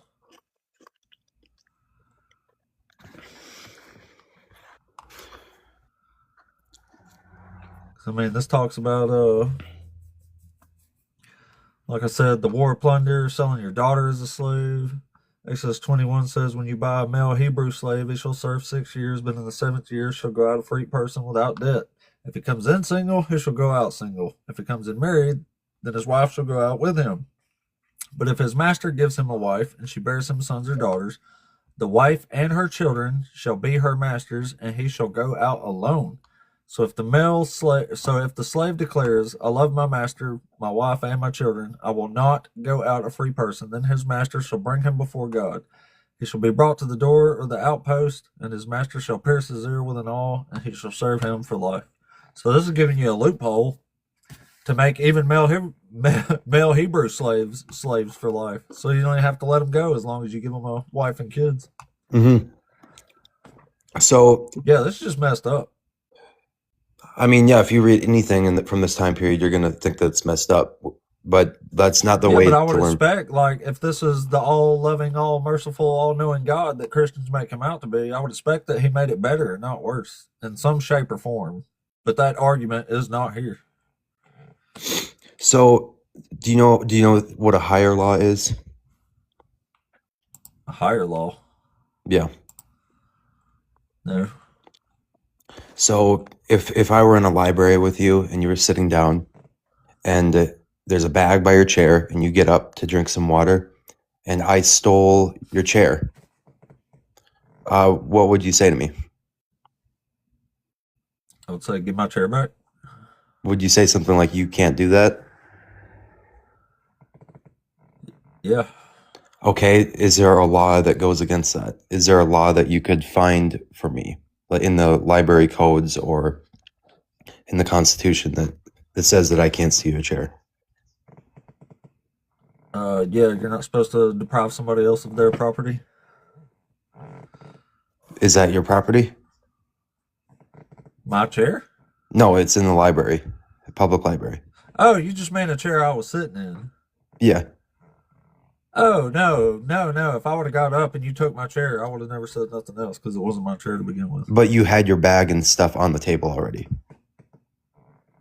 Oh, well, I mean, that's like kind of a, I don't know, what would you call it, like a social understanding or something, but Yeah. it's not no law. So that's what I'm saying. A social understanding is we're all playing by this game of right and wrong, that you shouldn't do that, right? And so that's the higher law. Yeah, but I mean, I can't, like, there's no law. Like, I would be annoyed, but I can't, like, legally retaliate against you. I know, but what I'm saying is there's something higher. There's a sense, we as people, we have a sense for this stuff, right? Yeah, sure. And that is more, that can't necessarily be written down. When it's written down, it becomes imperfect because it can be misinterpreted. So Now, that's if it's written down and codified, it becomes crystal clear, actually. so it is written down. It says in the Ten Commandments that you should not steal, right? Yeah. So that's the benefit of the Ten Commandments is the important part. The law, it's talking about, it's more like instruction for the time period that they're in. But Well, I mean, one of the greatest commands that Jesus names in the entire New Testament is to love your neighbor as yourself. Like, that's literally a few chapters behind what we're reading here in slavery in And that's- Leviticus 19. and that's why I'm saying that he's fulfilling the law, because with that, if you're willing to listen and willing to hear, then progress can happen. And so that's the whole point, is he comes to fulfill the law. It's not going to work perfectly. It's a way to train people and keep people in check for the amount of time. But then Well, sure, but Jesus says the law's not going to change at all or go away until he's talking heaven about the and earth higher pass away. law. He's talking about the higher law, which is that stuff There's no higher, there's just the law. That's it. There's no higher law in the Bible. No, so there is that the higher law is Christ. That's the point, is justice is God, right? And Yeah, but God's not just, though. how do you know that? Because he does lots of stuff that are unjust, like allowing people to be owned as property. Like, Did he write certainly you don't that? think that's justice. Was God Yeah. the one who wrote that? Yeah, it's God's laws. But it was a person who wrote it. Oh, well, why believe any of the Bible? Well, no, the Ten Commandments is different. Well, did God write those? God didn't write any of the Bible. It was written by people. So why trust any of it? Because it was written with God in mind. With a higher... Same dude wrote the Ten Commandments that wrote this. That was all Moses. Here's the difference all in the between Pentateuch. the Old Testament and the New. People wrote the Old Testament because they had a conception of one God, right? Yahweh. People wrote the New Testament because they saw that God. So when their conception of Yahweh wasn't perfect, but when they saw him, then it's a whole different story. Do you get what I'm getting at here? No, who saw God? Jesus, when he came. So there's a difference between the old and I know people are going to be mad at me. I'm a Christian in the way that I talk about the Bible, but so the Old Testament is people writing about the God that they know, and in its imperfect ways. And then the New Testament is people writing about their experience with that God in the flesh. Huh? What do you not get down with there? That made no sense to me. What do you mean people seen God in the flesh? What does that mean? It means they saw Jesus and Jesus talked to them. Yeah, but Jesus says no one has ever seen God. So he wasn't. No, he's saying, referring to God the Father. Like, you're looking at God right now. No, Jesus is the image.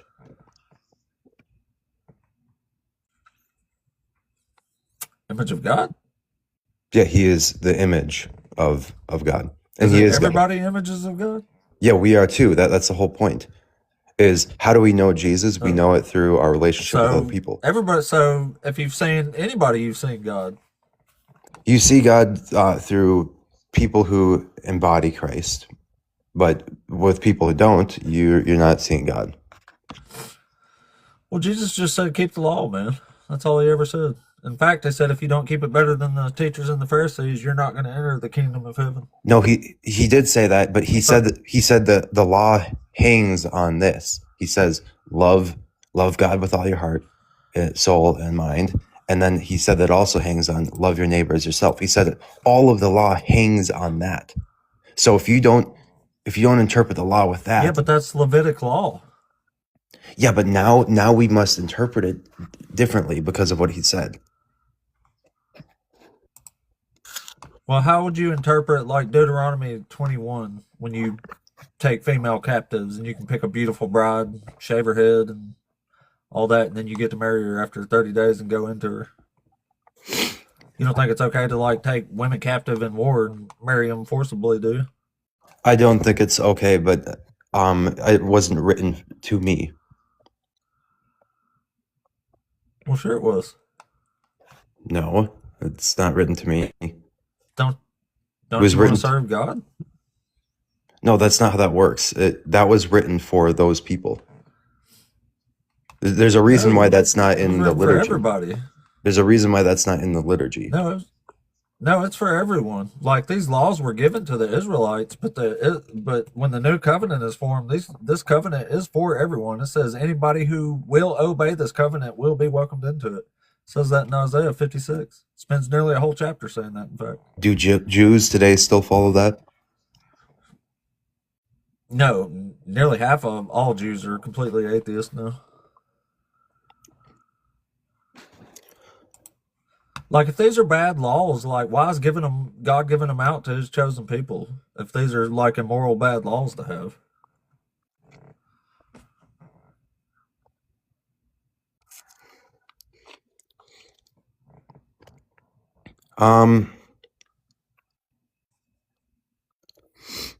Like I said, the law is helpful for the time period that they're in.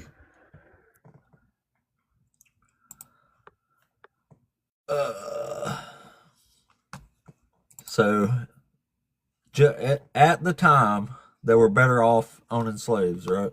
Than No, taking war captives. Oh, you still I thought haven't. that was your argument there. I'm saying that it's too quick to progress that quickly. It would not have been reasonable for the time period that they were in. They knew that. So these are bad, just not bad at the time. No, it's still bad then. Oh, But it's easy to look back now and say what's bad. People will be looking back now in however many years and say the stuff that we did was bad. But you're not going to get anywhere without, or people won't get anywhere without, like I said, what these hang on the law that Jesus talks about, which is to love people. And you're not going to understand how to love people. that's Levitic law, though. And Jesus says, if you love me, you will keep all my commands. His commands. Well, if Jesus is God, we're talking about God's law. And that's what we're talking about here. Apparently, Levitic law. This says you can own people as property. But you do realize that those were for Jews. Those specific commands were for the Jewish people. Well, again, the laws were given to the Israelites, but when the new covenant is formed after the Babylonian captivity, anyone who wants to obey this covenant can keep God's laws and be welcomed into heaven. Anyone but who you have to keep God's laws, but that's for anybody. Yeah, anybody could come in and all be foreigners, circumcised. Yeah, if you want to get to Yahweh, you have to keep these laws. Mm-hmm. But it changes when Christ comes to fulfill the law. Right, that was temporary. It was a Well, here's what it says in preliminary Isaiah sketch. chapter 56. It says, "Do not let the foreigner join to the Lord say, the Lord will surely separate me from his people. And do not let the eunuch say, I am just a dry tree." And the foreigners who join themselves to the Lord to minister to him, to love the name of the Lord, and to be his servants, all who keep the Sabbath and do not profane it, and hold fast my covenant. These I will bring into my holy mountain. I will make them joyful in my house of prayer. Their burnt offerings and their sacrifices will be accepted on my altar, for my house shall be called a house of prayer for all people. So this clearly isn't just for Israelites. This is anybody who's willing to obey the covenant. Yes. To join into the Right. tree. So God meant this for everybody, and this is during the new covenant. This is during the Messianic age. But Paul So says, God expects these laws to be kept by the entire world. yeah, but want they to get to symbolize, God. I get your point. They symbolize children, though. People who have a lot of progress, right? Paul says, you put away childish things, right? So, Wait, what? That's not what Isaiah's talking about.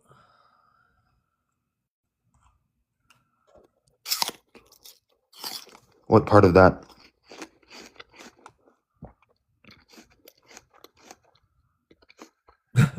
Could you snack maybe after this conversation? Yes, sorry. Good Lord.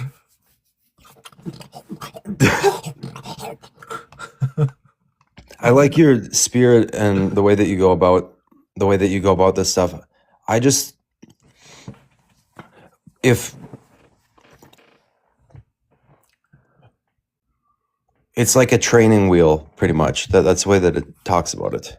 It's a training wheel of the law, and then but there's more to it than that. No, man. No, it's not a training wheel. God says, keeping these laws are what's doing good and right in the sight of the Lord, and you will keep them all the days that you live on this earth. Yeah, but when it talks about slavery, it's talking These aren't about like training wheels for a certain amount of time. This is, God says, keep these laws forever, and you will have happiness in the land that I gave you. And keeping these laws isn't too hard or too far away from you. In fact, they're supposed to be written on your heart and on your mind. Forever. So what would be better? What would have been better for you? What would be a better commandment that God should have gave? Should he have said right away that Don't own people as property. So you're saying that it would be better if he said right away that you should love people as you do yourself? That would be a better place to start. He says he says two things in the same sentences. He says, you shall not make these people serve as slaves, and then it says here, you can make all these people serve as slaves. Like, maybe just say nobody should serve as slaves. I mean, that's what You like, do realize you could that almost make some sort of weird training wheel argument if God was straight up saying you can't own slaves at all, or you can make anybody a slave. But he don't even say that. This is like making clear distinctions here between Israelites and everybody else. could it be that they wouldn't have listened to God if it was that strict? No, they didn't listen to him anyway. Yeah, that's exactly. So it was already a hard enough law for them. Well, I mean, they always had slaves. They didn't like not have slaves, if that's what you mean. But I mean, God gets pissed off over and over and over and over and over and over again in the Old Testament that they stopped keeping the laws. So clearly, they wasn't keeping it a whole bunch of times in a whole bunch of different periods of time. So answer my question. Would it be better if God said right away, love your neighbor as you do yourself? I'm not a Calvinist. Right away. Yeah, he did say that. Right? That was part of the same law. It says that in the Old Testament? Yeah, that's Levitic law, yeah. And it actually says it before the slavery passage. So in chronological order, if you're going by chapters, you're using the newest one. Where does it say one, that? technically. Which one? The slavery or the love your neighbor as yourself? Love your neighbor as yourself. Where does it say that in That's the in Old Testament? Leviticus 19, verse 17 and 18. You may read it too. Sure. All right, verse 17 in Leviticus 19 says, "You shall not hate in your heart any one of your kin. You shall reprove your neighbor. You shall not incur guilt yourself. You shall not take vengeance or bear a grudge against any of your people, but you shall love your neighbor as yourself. I am the Lord." That's So, Leviticus chapter 19. so could it be that they loved their slaves, and no other nation around them loved their slaves? They might have developed a love for their slaves, I guess. I don't know. But Because that's what God this commands. doesn't command anybody to love their slaves. No, he says No, it love said, your neighbor. but that means slave. Again, it's making clear distinctions between neighbors and everybody else here. Neighbors are Israelites, unless they're welcomed into the covenant, and even then, they're still considered below the Israelites. If that's truly how they felt, why would they say that eventually all Gentiles would join? And why would Amos specifically talk about the fact that That's what God? Isaiah talks about. Well, Amos was Isaiah's father, and Isaiah says that kings, all the foreign kings, are going to come to you during the time of redemption in the Messianic age or whatever. He says they're going to come to you, and princes are going to prostrate themselves, and queens are going to be your queen mothers, and all these kings are going to come in procession bringing you gifts. But it says all these kings will be welcomed into this covenant. But it also says that they are going to lick the dust off the feet of the Israelites. So they're still licking the feet of the Israelites, right?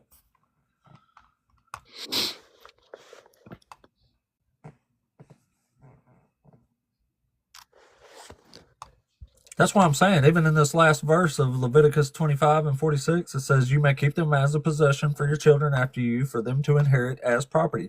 It says, "These you may treat as slaves. But as for your fellow Israelites, no one shall rule over the other with harshness." I mean, do you hear the clear distinction it's making there? Mm-hmm. These you may treat as slaves, but as for your fellow Israelites, no one shall rule over the other with harshness. So it's making clear distinctions between the Israelites and everybody else here. That's who the neighbor is that they're talking about. It's other Israelites, your neighbor, the person you live next to in the land. Everybody else is distant foreigners who know other gods.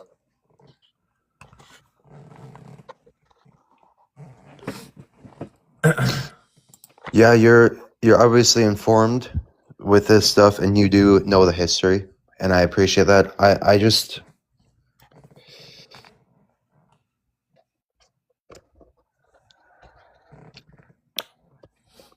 I think Well, I that mean, you could just not defend this crap and just admit it's bad, and it's a bad god to worship.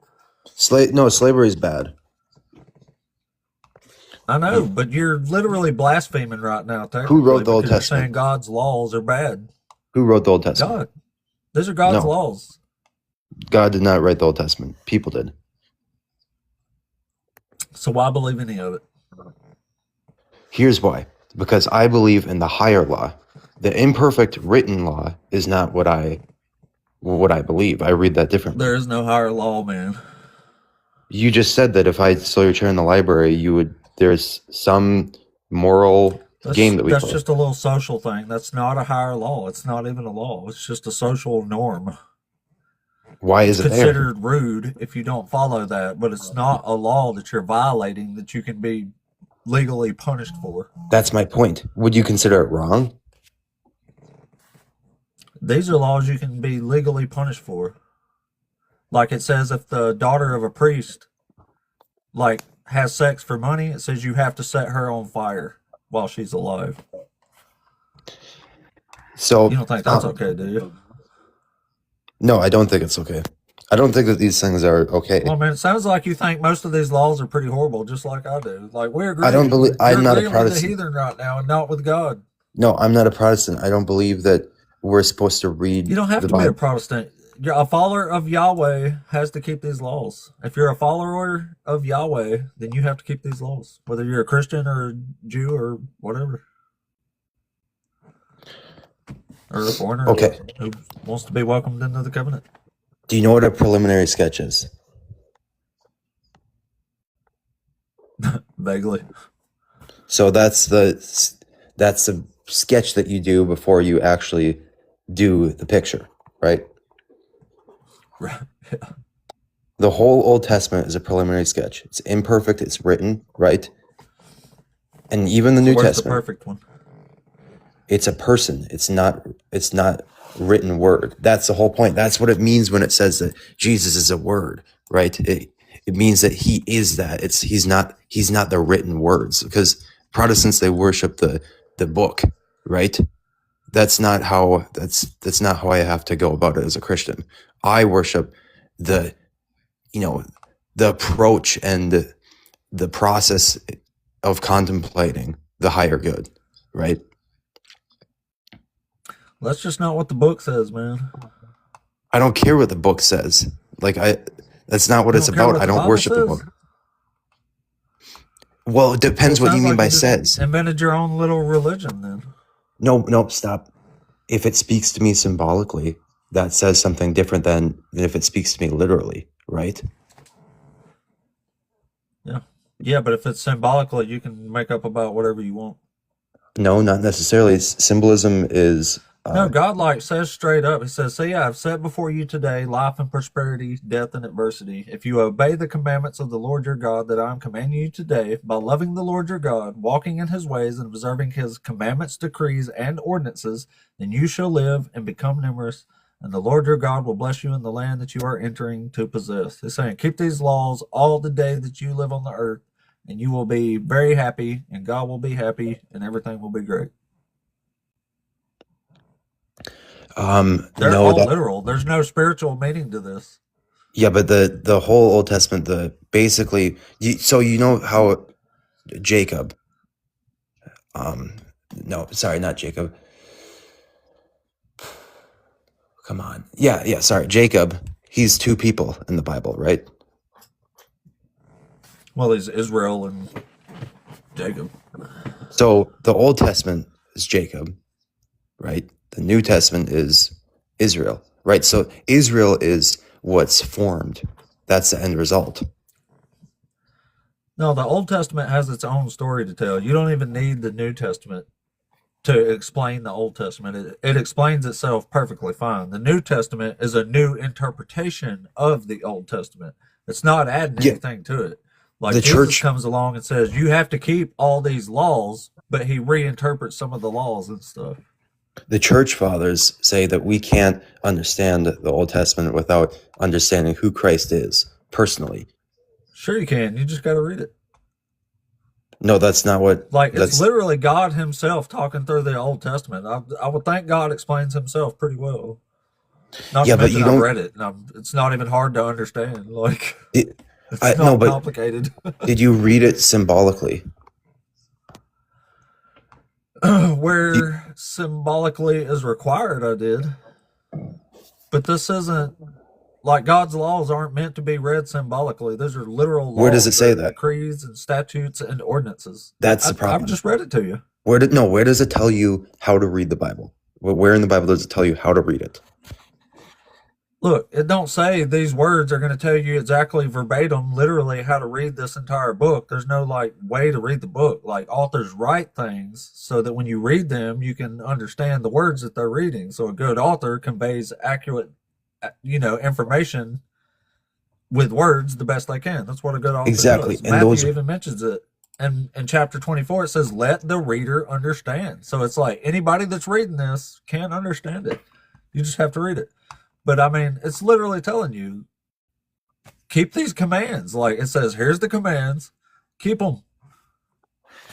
There's yeah, no those symbolic interpretation there. Like, that was to a specific group of people. It's not for me.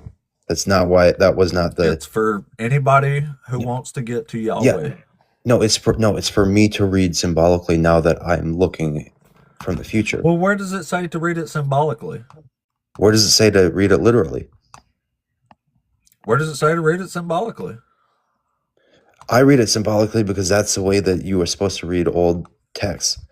Well, I'm saying you're telling me to tell you where it says to read it literally, but you're saying it's symbolic and it doesn't tell you to read it Because symbolically either. the Christian tradition reads it symbolically. That's my point. Well, you have to, because if you do read it literally, it's freaking awful and doesn't make any sense at all. So, I mean, Exactly. symbolically is the best you're ever going to get. Yeah, And I think that's not a good thing. That's not a plus, dude.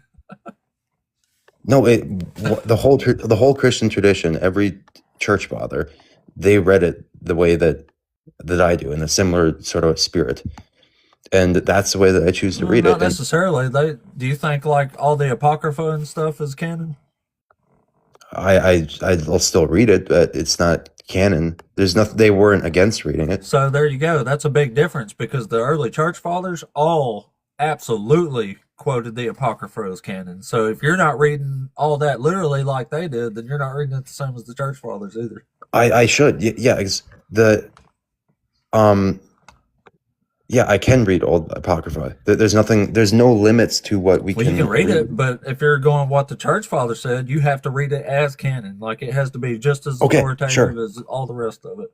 Yes, I think that it is. But you realize there's some major problems with that, right? What's the problem? Well, they really start getting contradictory with each other and way crazier. Like just for it wouldn't be apocrypha technically, but if you ever there's lots of other gospels outside of the canon, right? I do. Yeah, like Gospel Right. Like, Thomas, have you ever whatever. heard of the Apocalypse of Peter? Yeah, but that's these are one. written by Have you Gnostics. ever heard of the Apocalypse of Peter? These are written by Yeah, but Gnostics. it's still other gospels. They're all the same. Literally, somebody just said, "Hey, we like these ones, and we're going to exclude this one." Like at the Council of Trent, that was all the way in the 1600s. So the modern canon didn't even come around until 1600 years after Jesus died. Yeah, but you do realize that was not their concern. Their concern was not what to canonize. That they all read all different kinds of books, and that wasn't their concern in Yeah, I the know. early. That's why I'm saying. So if you're going to read it like a church father, you're going to have to include a I lot of do. that stuff as canon. A lot of these crazy ones. Yeah, I agree. That and most like Orthodox people, they do read the Apocrypha and they like to read it. And the contradictions are important. Like Yeah, but as canon is what I'm talking about. we just don't So, go I mean, about reading. arguably, some of them's not any crazier than the rest, but the stories get really crazy. Like in the Apocalypse of Peter, there's one part where Peter's literally flying around in the sky, battling Simon Magus in a wizard's duel. They're shooting lightning bolts at each other. Yeah, but you said Simon Magus. Simon Magus was the first Gnostic. So I'm not going to read Gnostic texts. Or I can. I know, but I'm saying you have to read them as canon if you're trying to be like the church Not fathers. not the Because they were Gnostic reading texts. all that stuff as canon, and I know that because they were quoting it as canon. Yeah, lots. They of never Gnostic quoted texts the and Gnostic. Apocrypha.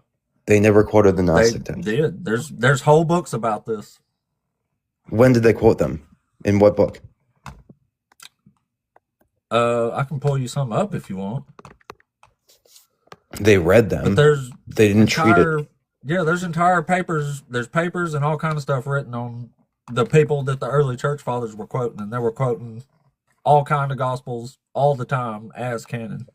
There were multiple gospels. They were everywhere. There lots of different stuff. But So I mean, this is if you're going to appeal to them being some sort of authority on this stuff, which doesn't make none of them even came around until nearly 100 years after Jesus died. So I don't say how that matters anyway. the church fathers didn't worship But either books. way, That's it doesn't make sense of the law and what Jesus taught because Jesus didn't know any church fathers. I'm talking about what Jesus said. well, Jesus read Apocrypha too. He read Enoch and all this stuff. Second Temple literature. Oh, sure. Well, it's awfully strange that he wrote Enoch, but he still said no one's ever ascended into heaven but him. Because Enoch went to heaven. Maybe he's saying So that. did Elijah. Do you not realize what it means to be in Christ? If you ascend to heaven, you're ascending with Christ. Okay, well, Christ said no one has ever ascended into heaven but him. Yeah. But he was wrong. No, but we're in Christ, so That's not what he says. He says no one has ascended into heaven except the one who descended from heaven. But it literally says in Kings that Elijah ascended into heaven. So Jesus wasn't reading it too well. Okay, that's a point that I'll have to think about, but it does distract a little bit from what we were talking about. Well, sure. I was just getting to the laws. What was the main point here? Jesus says you have to keep these laws to get to God. Jesus never says the laws are gonna. Jesus says the law is not going to change until heaven and earth pass away, and heaven and earth hasn't passed away yet. Do you know what law he's talking about?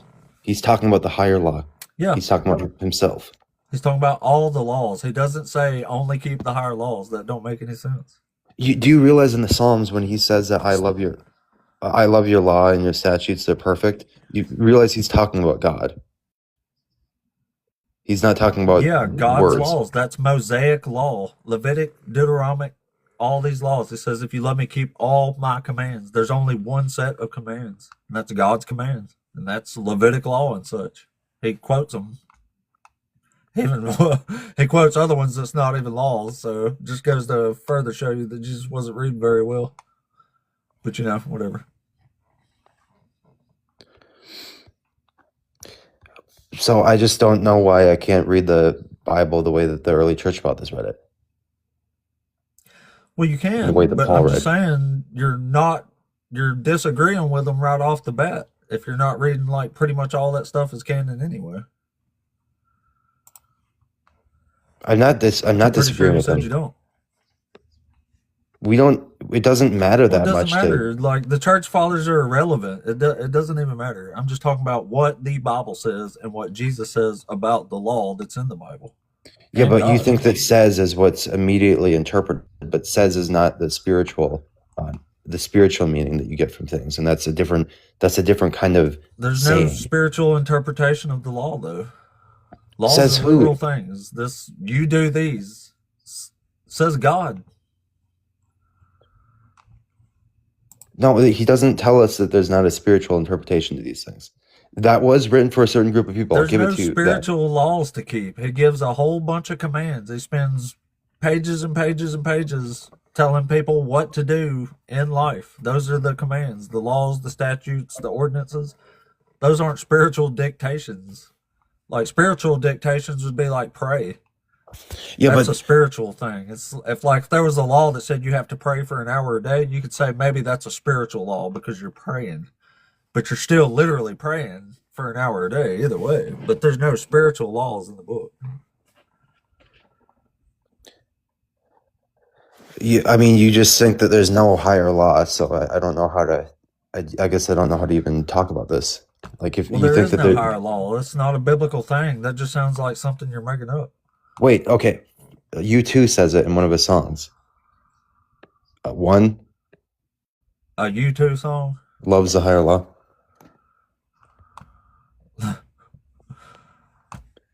Okay. Anyways, so just So U2 put it in a song. So just no. it must I'll be give a better one. Sorry. What? Here's my. Please do. Here's. I have a better way of describing it. Do you believe that there is right and wrong? Did I say higher law or higher love? I don't remember. Never mind. What? Do you believe that there's right and wrong?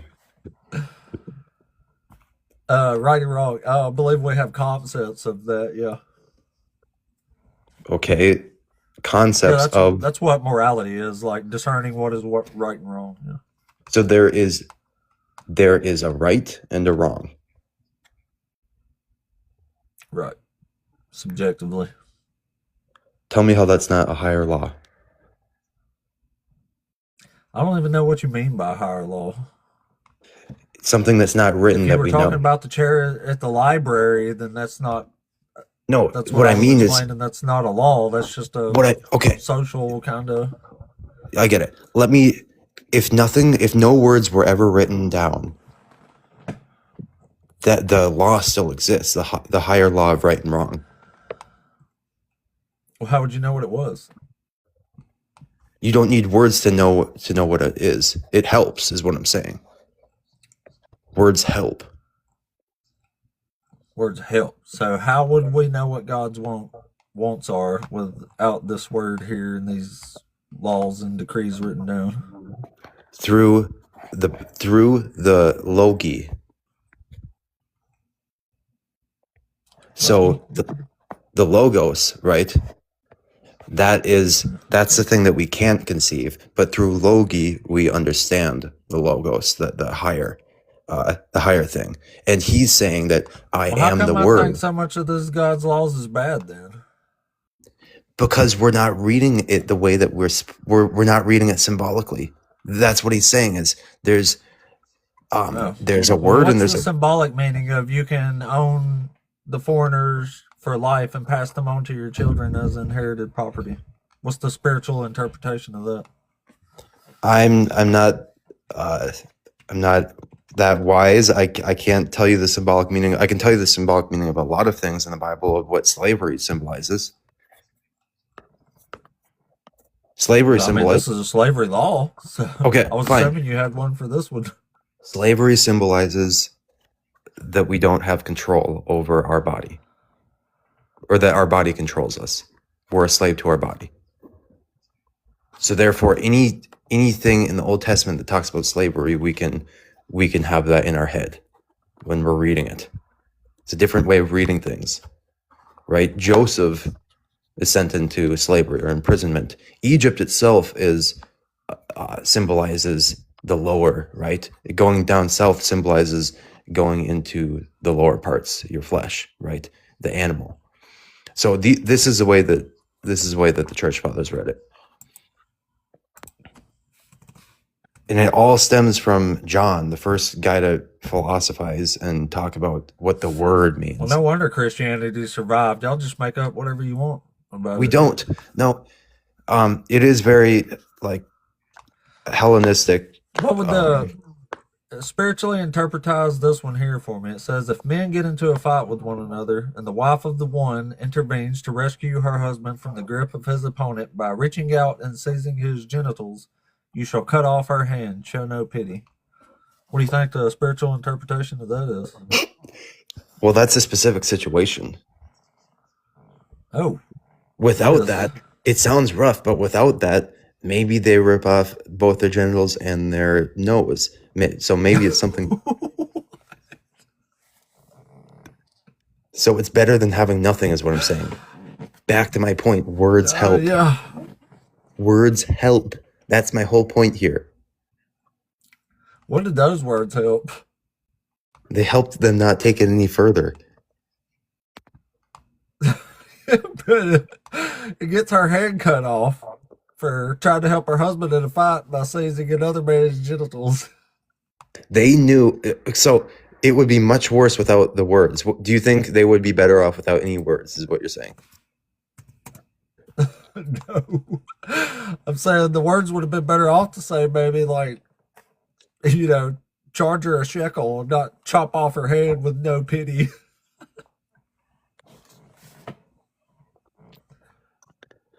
Again, they were written by I'm from people. America. We don't believe in bodily mutilation as punishments here. We don't. In America, we don't allow cruel and unusual punishments. Me neither. Not that anybody gives a fuck these days, but it was written by people. Yeah, I know. God doesn't have all a this physical was. hand. That's why I'm saying. That's why every time you say that, I always say, then why I believe any of it. Why? Because I believe that we have words that are written by people, and then we have a word that is unwritten. Well, the words help out, but they're not necessary. So, what was that? Well, I said the words help out, but they're not really necessary, though, right? Yeah. Do you understand what it means in John? When he's talking about the word, the logos. John 1. Yeah. Yeah. So the logos used to not be visible, like the Greeks. It was a concept that described reason, and but Christianity comes about, and the whole where everything changes is the logos becomes flesh. It becomes visible, right? So that is what's important, is it comes then. Now we can read these things the proper way, symbolically.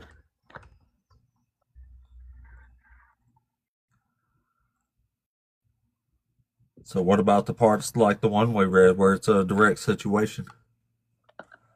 We understand that we put away childish things. Jacob represents the child. Israel represents the fullness.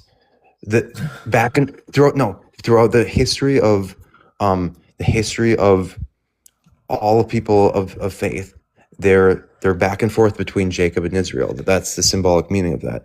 Is we're usually Jacob, and God wants us to be Israel, right? That's what that's saying. Is it? So he treats us, when he gives us the law, and it literally says in Galatians that the people who are children of the law are slaves. That's where it all ties together. It says that the people who are from Mount Sinai represent the slave woman. What about this one? It says, if someone has a stubborn and rebellious son who will not obey his father and mother, who does not heed them when they discipline him, then all the men of the town shall stone him to unalivement. You shall purge the evil from your midst, and all Israel will hear and be afraid. Yeah, it's bad reading from this. I have a point. And I'm going to make it. Okay. So do you know who Haggai is? The wife of Abraham. She has a kid, right? And those are the slave people, right? Ham, that symbolizes people of Ham, that symbolically are the slave people. And then who's the other person that's born from Abraham? It's Isaac, right? He represents the free man. What do you think somebody would think if they just decided to read the Bible because they thought Christianity sounded cool, but they didn't have any spiritual discernment or anybody to Wait, I'm making a point here. supervise them reading it? Well, 1 second, I'm making a point. So we have Abraham, he has two kids. One's born of a slave woman and one's born of a free woman, right?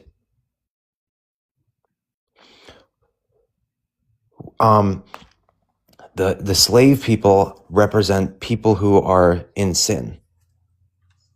The free people represent people who are free from sin. So it says in Galatians, Paul says that that Mount Sinai is Haggai. What is on Mount Sinai? That is the law. That's where the law comes from. So the law. And who do Christians say are free of sin? Wait, do you get my point? The law comes from Mount Sinai. So people are. No, it don't make no sense. People are a slave to the law, is what it's saying. And we are free in Christ. That's the whole point. We're a slave to the law. The law was written by people, and then we're free in Christ. That's the whole point. The law written by people. And remember Isaac. That's the seed. What's That's the Christ. point of even having a law if it's just a law written by people that nobody should trust? Or the point is, it's helpful, but it's imperfect. That's the whole point. It's a slave. What's so helpful about this imperfect law that God gave? That's what Paul's talking about when he says he puts away childish things. On a disobedient son to unalignment, what did that help? It didn't help. I mean, that just sounds horrible to me. It is horrible, and that's Okay. all written things will do very little to help. Even the Bible, that does very little to help because Christian history is horrible. But the point is here. You here. ever think that maybe there's a different religion that's more aligned with your personal beliefs than this one is? I do think about stuff, but I'm an Eastern Orthodox inquirer and good-spirited people, and I also love I have Ojibwe people that live close to me that I respect their beliefs, and I learn a lot from them, and that's the spirit that Eastern Orthodox people. Well, sure. I'm just saying it sounds like when we read these laws, you think it's a bunch of horrible stuff just like I do. It is. But you didn't get my point. So Who is Abraham's second son? I don't think it even matters to So it's at this Isaac. point. It's Isaac, and he's the promise, right? Notice how The it's promise of what? the seed, and not plural. It's the seed. So he's talking about Christ. Isaac is a prefiguration of Christ. Isaac never talks about Christ, man. There's no dude that's going to come save anybody anywhere in the Old Testament. That's completely made up by the New Testament. It's not even a thing, and it's not even logical. You just think that reading the Old Testament Nothing is in the reading Old like Testament suggests anything like that's going to happen. the miraculous thing is that these people didn't realize that they were basically writing down all these symbolic patterns that would later be interpreted for help. That's the whole point. The law, you're a slave They to don't law. help. I think they just make things worse. That's why I do this channel. I'm trying to get people away from this. That's why, like, when America was formed, we put forth a bunch of freedoms that citizens have that have never been done before, but it's because we moved away from the Bible, not got closer to it. Okay, so if you want to make something better, would you write something down? Sure. What would you write? I would write accurately the best I could what I think and the best guidelines to follow to achieve that would be. Would you maybe think Like, I would the write most- something like, no owning other people as property under any circumstance ever, is what I would write. Did Jesus not say that with his mouth? That Yeah. was, he said, love your neighbor as yourself. That's Levitic law. How do you know the way that he meant it? Because he quoted Levitic law. What else? How else could he have meant it? He quoted Why do the you law think from that- Leviticus. Why do you think the Jewish people hated him? Or most of them hated him Because he was pretending to be a Messiah when he clearly wasn't. he was showing them that the law. That's why I'm means something saying he's else. bogus, man. Like, the Old Testament says this Messiah who comes is going to be a whole lot of things. And Jesus wasn't any of them. So, I mean, why would anybody from this time, especially a Jew, think Jesus was this guy fulfilling these prophecies when it don't make no sense at all to them? Because maybe you have to die. I mean, I before wouldn't you have can see. expected them to think Jesus is a Messiah. There is no dying Messiah, man. That's why Peter rebuked Jesus. When Jesus told Peter he had to die, Peter said, no. He rebuked him. He says, certainly this will never happen to you. You're the Messiah. And it's because there's no dying Messiah. Like, Peter had no concept of that. And Jesus That's the called him whole Satan. That's the stumbling stone. That's Psalms 118. That's what they're talking about. Is he's the No, corner. that's the realistic reaction to a Jew hearing about this dying Messiah that don't exist. Peter was thinking, there's He no was- dying Messiah, Jesus. He was the stone that the builders. He was the stone that the builders rejected. Is that not what happened? Yeah, he got rejected. That's the whole point. But either way, he didn't fulfill any of the prophecies or the roles of any Messiah from the Old Testament. None, zero. Because he's not a There's slave. no to reason the at all to think this guy's a Messiah. He's literally not even an anointed anybody. He has an illegitimate title. It's sad. You know So, what Christ okay, means, fine. don't you? Yeah, it means Messiah. And Messiah, what does Mashiach. Messiah mean? Anointed one. What does that mean? All right. So when was Jesus ever anointed like a king of Israel? He was anointed in his baptism when the Holy Spirit came down on him as a dove. That's not what anointing is. Yeah, it does. It means to be covered in and anointed. Anointed means you have oil smeared on your head. Yeah, that's what happens in Orthodox baptism. That's what they do. They literally put that on your head. Well, that's not what Chrismation. they did back then. How do you know have to be that? an anointed king of Israel. That's literally the whole point. That's when he was anointed. Well, That's the the point is that Christ means anointed, Messiah means anointed. Jesus was never anointed. That means you he have to be was anointed as a priest at minimum or a king of Israel, but Jesus was never anointed once. he was actually when he was on the cross. People stabbed him with a stick. That's not anointing, man. It- Anoint you with oil. That's what that is. The only part in the entire New Testament that you could argue that Jesus was anointed was when the lady in a house poured oil on his head. That was actually anointing him. The problem is, it was just a lady in a house. Like, that's nothing. Like, they literally just threw that in the story because somebody noticed at some point, like, maybe if we're going to call this guy the Messiah, we should actually anoint him somehow or another. And they're like, well, let's just have a lady do it in the house. he has to be anointed by God, right? And that's what happens when he's baptized in Matthew.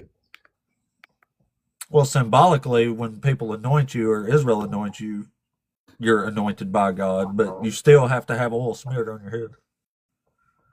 Says who? What is that? Is that law? What? Says What who is that that you have to law? get?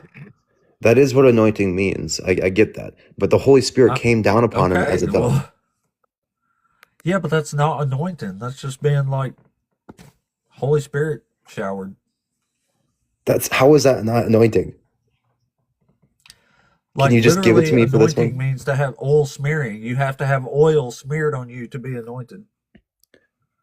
Yeah, you realize that That the was the whole Spirit point about having the lady in the house dump oil on his head. And the disciples are like, hey, that's super expensive. We can feed a lot of poor people with that. And Jesus was like, hey, shut the fuck up. She's doing something nice for me. But he was the king. He When they knew were what was right, happening. yeah, that would have been super expensive. Maybe instead of dumping it on this weirdo's head, they could have, sold it and helped a lot of poor people, actually. So. Yeah, but he didn't realize. Well, okay, I get that that's a joke, so I'll just let that be for a sec. But Well, it was sort of a joke, but it was the real story.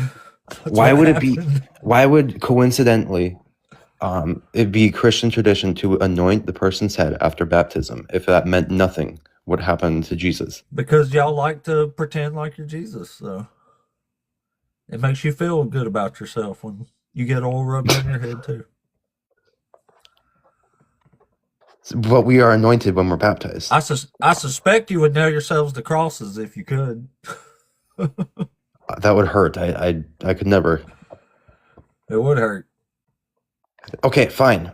You're gonna write your law that's gonna work. What are you gonna write? I'm gonna write never own people's property ever under any circumstances. Jesus says that. Bad. Jesus says that. He says, "Love your neighbor as yourself." What does he say that all the law hangs on? No, he don't. He says, slaves, obey your masters, even the cruel ones. And that's how No, you he serve literally God. says, no, he says, "Love your neighbor as yourself," and he says, "The law and the prophets, right? The Old Testament hangs on that." Jesus says, I only came for the lost sheep of Israel. And he still says you have to keep the law. And the Vedic law says you can own people as property. Did you listen to what I said? He said the No. law and the prophets hang on that.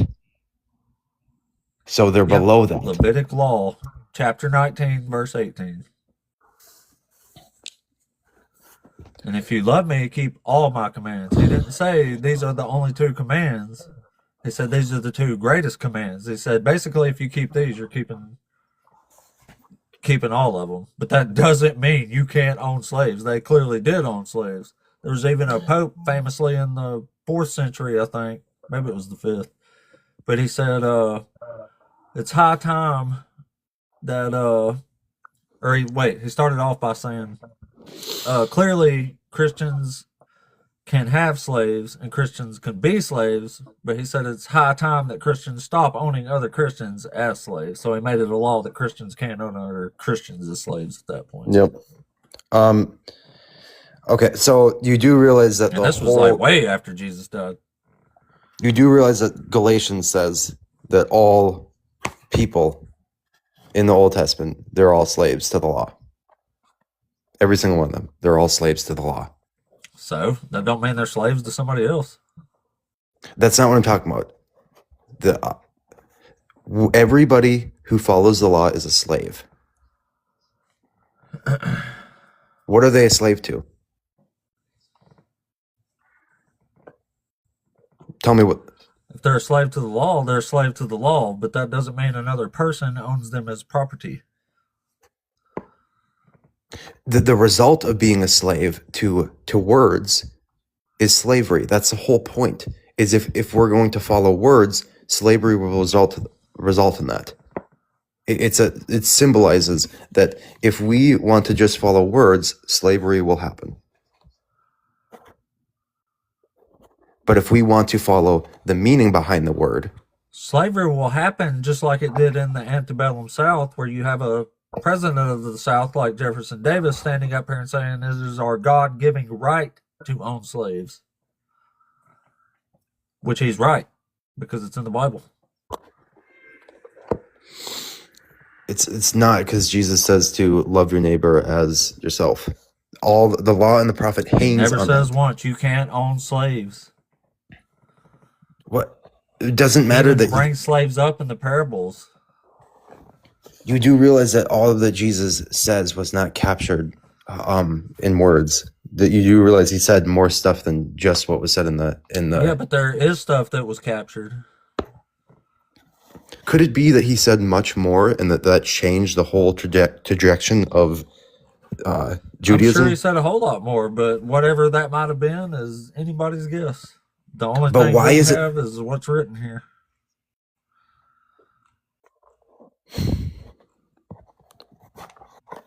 For those who have ears What to you cut out hear, there if you said something?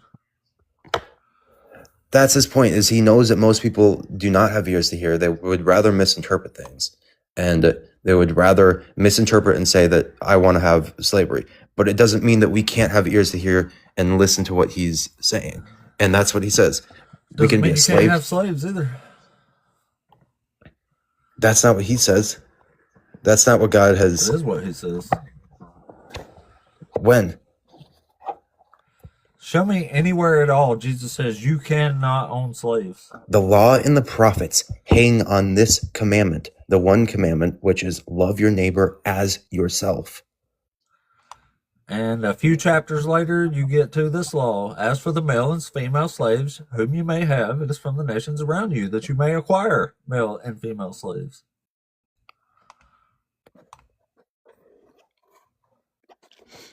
So love your neighbor as yourself. Own a whole bunch of slaves. No Eastern Orthodox Christian reads the Bible and takes that out of it today. Well, that's because y'all are better than the Bible, and you actually know this is wrong, but for some reason you still adhere to the God that allows these things. God didn't write the Old Testament. He gave these laws. He gave the Ten Commandments. He gave all these laws. These are all God's The only thing that ordinances, statutes, decrees, and commands. The only thing that came from the mountain was the Ten Commandments. Not true. Yeah, it came. It's in the Ark of the Covenant. They don't have the whole. They don't have the whole book in it. They just have the Ten Commandments. There's over 600 laws. And these are all God breathed according to certain books. Why was God did give all these laws? No, but why did it only the Ten Commandments make it into the Ark of the Covenant? Because they were probably on big old tablets, and that's all that would fit. Because the tablet really came heavy. from the mountain. So everything that sprung from the tablet became imperfect.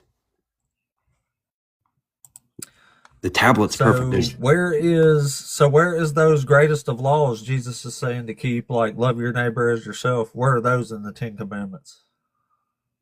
It's the nature of the Ten Commandments. It's not in there. No, it is. If you read so it, that you get that. there has to be more laws than the 10, doesn't there?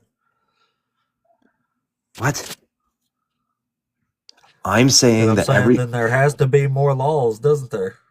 The Ten Commandments is written by Moses when he got his revelation on the mountain, right? Everything else that came after that was imperfect because it was down away from the presence of God, right? or the presence of his revelation, and then it became imperfect. That's the nature of writing, and that's what he's talking about. That slavery. That's what he's talking about. We're all a slave to the law. You can't escape from the whole point of Paul talking about that we're This slaves to doesn't the say law. be a slave to the law. This says you can own people as property and pass them on to your children as inherited property after you. God didn't write that. Yes, he did. Where does it say? It's in the Where book does God? as God wrote it. Where does God say that he wrote Again, it? I can read you Deuteronomy again. Keep all my statutes, laws, ordinances, and decrees that I'm commanding you today. Keeping these laws are what's doing good and right in the sight of the Lord, and you will keep them all the days that you live on the earth.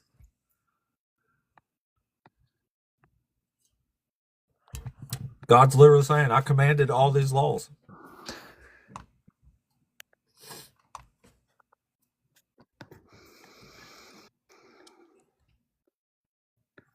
Good stuff, huh? God speaks to him through imperfect means. God speaks to us through imperfect means, words, right? Well, then why listen to it if it's not perfect words? Because words will always have a stretch to their definitions. What's the stretch to the definition of akuzah, which means property in Hebrew? There's no stretch to that definition. It means what you own. Yeah. So it's saying you can own people as property. Yeah, but it also says that the husband owns the wife. Yeah, this is a horrible book. Like, why follow this crap? But what do you mean by own? What is that? Own property. That's what you do with property. You own it. You do realize it's consensual. We all No, it's not. We all consent to be slaves to the law. That's the whole point. No. Slaves don't consent to being acquired. That's Certainly war plunder and captives don't consent to be captured. That's why they're called captives, because they were captured. we're either a slave to our sin, or we're not a slave and we are a slave to the law, which is still imperfect. We could just be a slave to nobody and just be a citizen in this fine United States shithole Do you we're believe? living in. I'm not trying to get personal, but do you believe you're a slave to your flesh at times? No. You don't ever have a bag of chips and you grab another one because you just can't help it? Yeah, but I can make the choice not to do that if I want to, and it's still not even kind of close to being the same as a slave. So you have complete control over your body. Like, if I was a slave to my body and my body said, you want another chip, get it, and my mind's like, no. If I was actually a slave, my body would crack a whip on my ass and say, get the chip, bitch, or you're getting another one. That good point. That's So the difference. you would say that sometimes your body tries to be a slave to you. You would say. I'm just saying No. you have impulses, but you're not a slave to them. You can refuse them if you have enough willpower. I mean, I get the point you're trying to make, but it's just not the same. No, but just answer my question. Do you believe that your body wants to enslave your spirit? And I'm not trying to sound Gnostic. I'm just. I don't even know what that means. So you never feel any passions or wants to do stuff with your body that your mind doesn't want to do? Do you? I mean, yeah, I have impulses. Who is that? Is that your spirit or is that your body? It's just my body.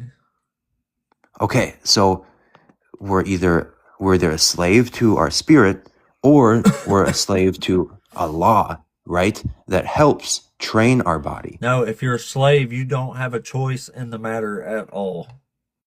Okay, but that's not what you. That's not how marriages. That's not how marriages work. It's a consensual. It's more of a marriage. Yeah, Fine. I hope they don't work like that.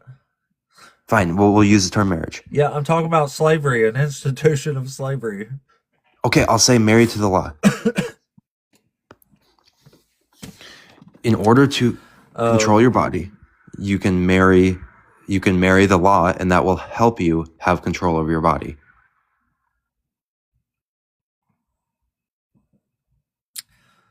Yeah, but it doesn't make you a slave. You're a slave to the imperfection of the law. I don't know what that means, man. The law is... I'm actually about to have to jump off anyway, so I don't know where else to go with this. Like, well, okay. your In life, statements are there's... getting like weirder and weirder. Like I'm increasingly not knowing what you're talking about instead of Fine. getting closer to knowing what you're talking Okay. about. Like what I'll say one more thing. In life, there's uniformity and multiplicity. Right? Oh. There's uniformity and multiplicity, right? I guess. I don't know what that means. Those like Philbro terms. Well, so multiplicity fits inside of uniformity. Law is multiplicity. Okay. Multiplicity is imperfect. Uniformity is perfect. The law is imperfect. The law is imperfect. Uniformity is perfect. The law isn't perfect. Uniformity is perfect, right? Yeah, and Christ, the Logos, is uniformity. The law is multiplicity. So it's imperfect. So how you feel is perfect. No. Oh, I thought you said that's what the Logos was. The Logos is not how I feel. The Logos is something that's real. It all patterns fit inside of you the how to Logos. feel? No, all patterns fit inside of the Logos, and I understand the Logos through patterns.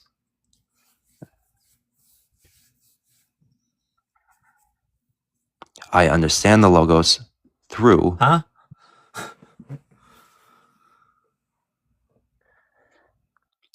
I just like the direction that Christianity goes because it says that the Word became flesh, and I think that's a very helpful thing for people. That's what happens in Genesis, yeah. What happens in Genesis? The Word becomes flesh. That's how it goes. God's speaking things into existence. He says, come out. And the human pops out. He's speaking flesh into it. The Word became flesh, literally. Not the entirety of the Word. Creation became creation. Yeah, pieces. That's the thing, is pieces of the Word became flesh, but the entirety of the Word became flesh in Christ. We're all pieces, and we're all lost, and we're all slaves. And we all have a logi. It means that there's a part to us that we all have an end, a telos, that has its fit in Christ, right?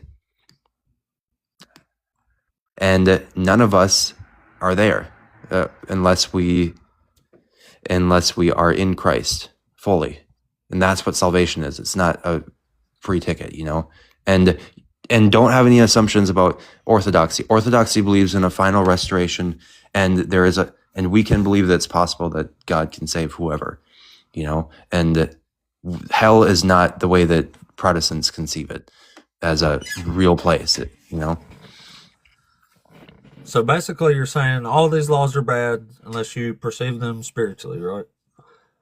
I'm saying that law is imperfect and we're a slave to law because we're humans, and the law points towards but you think Jesus. owning people as property is bad, right? Yeah. Huh. From looking at it, law is bad.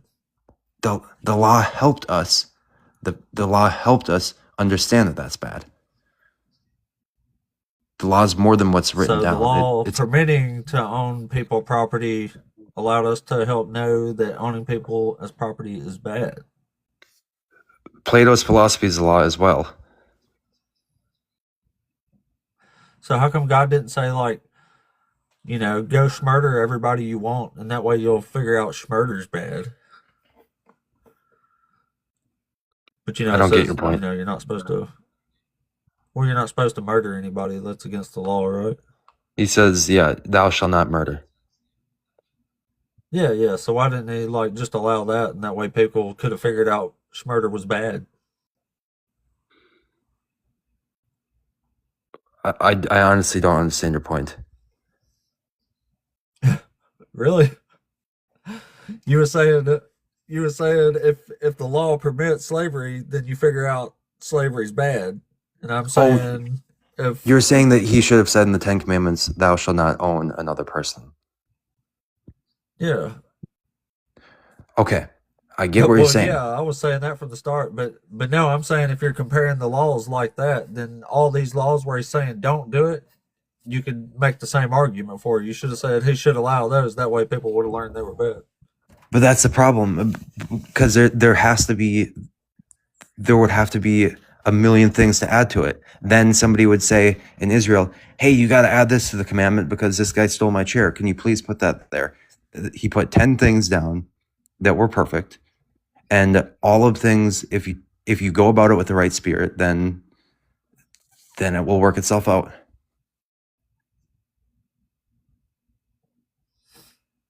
All right. All right. Well, I think we both agree that the laws are really bad. So that's good. Again, when I think of law, I think of the higher law. I'm not thinking about the words. I know, yeah. Well, I'm glad you are, because if you were thinking about the words, then this is a horrible, horrible set of laws to have to follow here. And it's no wonder Christians listen to Paul instead of Jesus and try to get out of actually having to keep this horrible, horrible law. I just don't understand why you worship a God that allows these horrible, horrible laws. But you know, I guess I've been there, so I do sort of get it.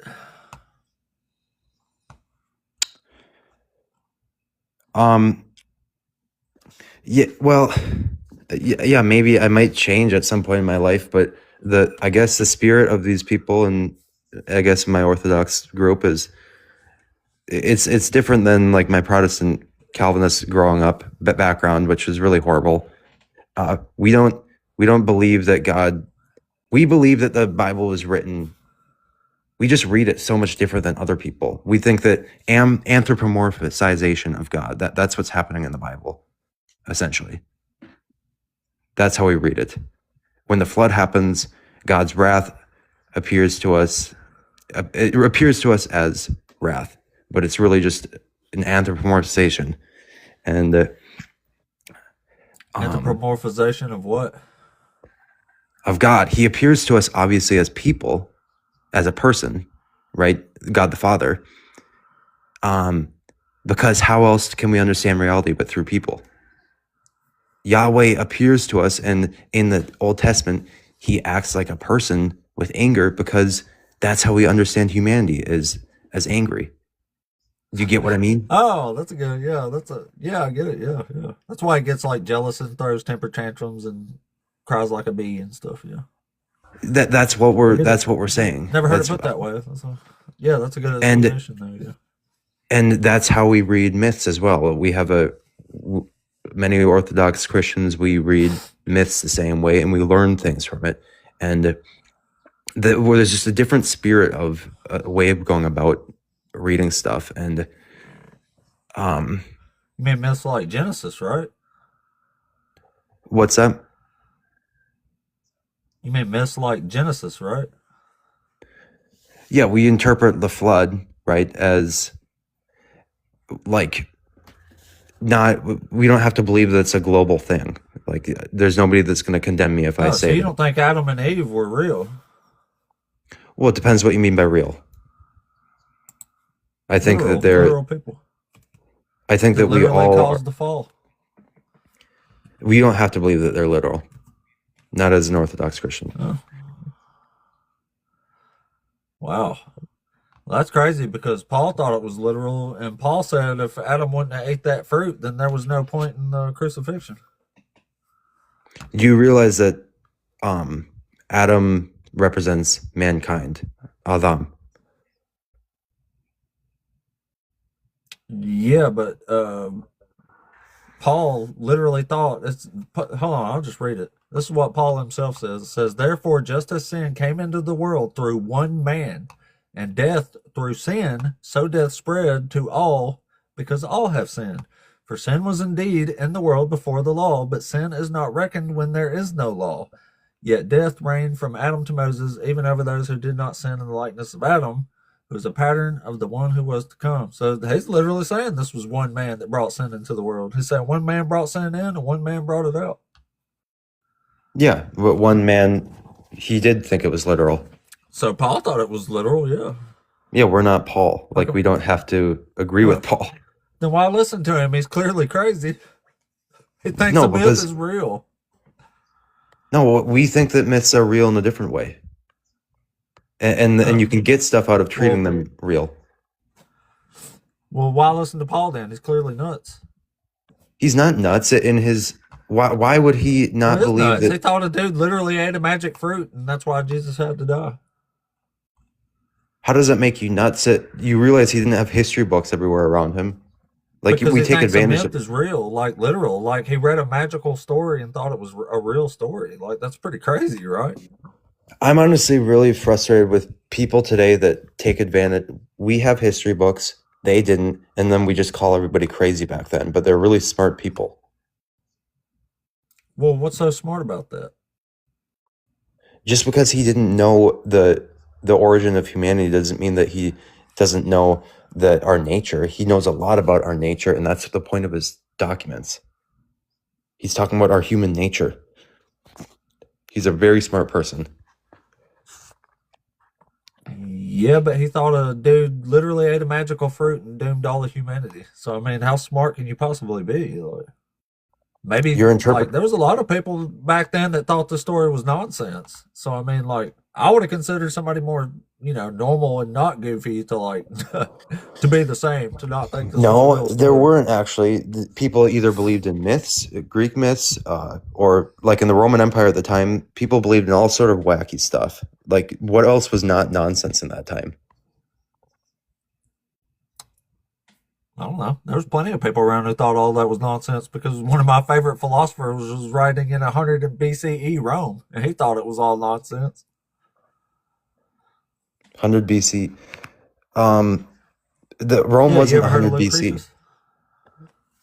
Rome started like 30 BC. Rome was founded in 752 BCE.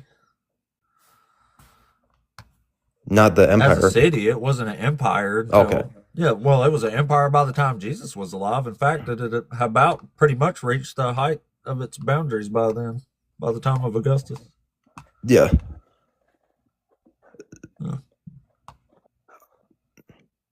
I don't get people that think that they can't take anything from myth. Like, you can learn a lot from myth. You can learn a lot about our human nature. Well, that's you what myth is but about. this guy thinks it was literal. Like, he's literally saying here He never that says if that. Adam didn't eat a fruit, then there was no point in it. Yes, he does. We just read What it. does a fruit represent? Apparently, knowledge of good and evil. Yeah, so he's talking about our human nature. It doesn't matter. The literal care I know, less. but Paul is literally saying, therefore, just as sin came into the world through one man. The way that I interpret Genesis is we're all Adam, right? Everybody grows up, and at one point, God gives us a law that says you that's can't do cool. this. That's just, doing the same thing and not taking that as a literal story. But Paul, That's literally how every Christian apologist interpreted the Bible at the beginning. Okay, well, yeah, I just disagree with them all. You disagree with their spirit, their way of going about it? Yeah, this is what Paul's saying. He says, for just as through one man's disobedience, the many were made sinners, so through one man's obedience, the many were made righteous. Like, yeah, it's all literal. It's not literal. You realize that one man, when the promise of Abraham is talking about one seed, which is Christ. How come Jesus is literally one guy, but it wasn't literal when Paul meant Adam was one guy? Because Paul saw Jesus. Hey, what? He saw Jesus. So He still thought he still thought Adam was one literal guy. He never says that, but yeah, he did. People have Yes, he different does. opinions. People have different opinions. Like, I don't see how that proves anything wrong. Later on, He thought it was he thought this was a real story. And he's saying that's why Jesus died, was to erase sin from the world that one guy brought into the world because he ate a magical fruit in a magical garden. Whether that was one person or not, it's still true. If it's just a made-up mythological story to teach a lesson, then Jesus really did die for nothing because it was just a made-up story. No, because we are all that one person. Adam means mankind. So we're all that person that grabbed the fruit. Every single one of us. That's the whole point. Well, then what did Jesus literally die for if it was just a spiritual myth? All of us who are in Adam, as he talks about, we're in Adam. That's what he means. In mankind. So what did his death actually do? What did his death do? Yeah. It allowed us, if we want to share in his death and resurrection, we will live eternal life. Or we will continue to live if we share in his death and his resurrection. Share in his death.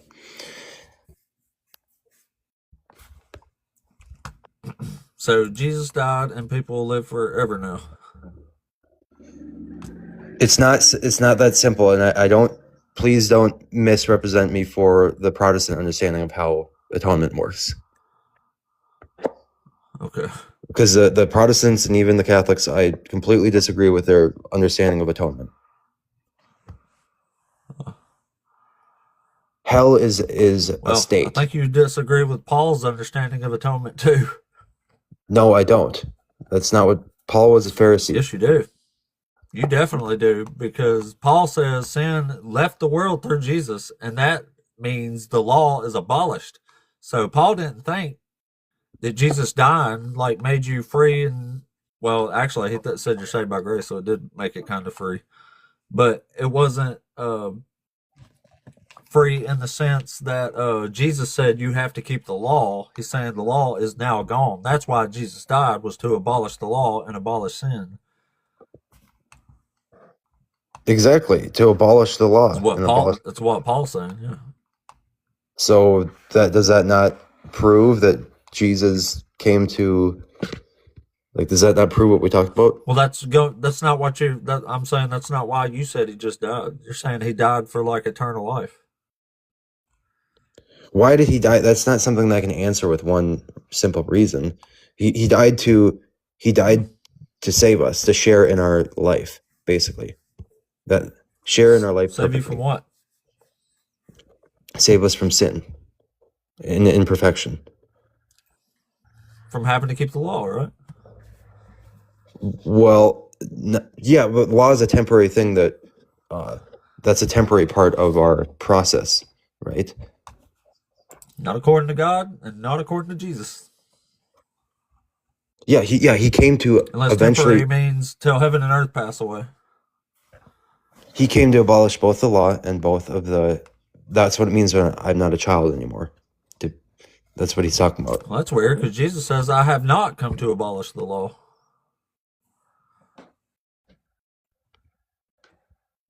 Yeah, it's a contradiction.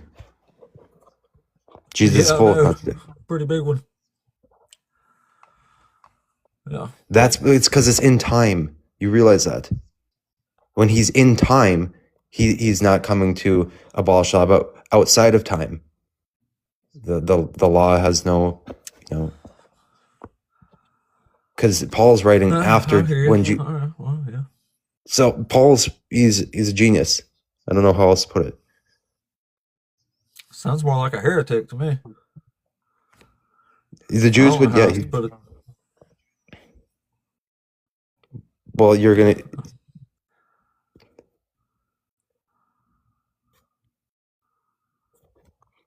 Hell is a state. Sure. Well, anyway, buddy, I'm about to have to pull it into the stream for the day. I enjoyed talking with you, and you're good spirited about the way you go about things, and I Yeah, so thanks for chatting with me. Thanks for coming up and chatting with me, buddy. I really Slavery's appreciate bad. Trust me. I don't like slavery. Bye. I absolutely agree with you. If every Christian was like you, I probably wouldn't even be doing this channel. Unfortunately, they're not. And I say it all the time.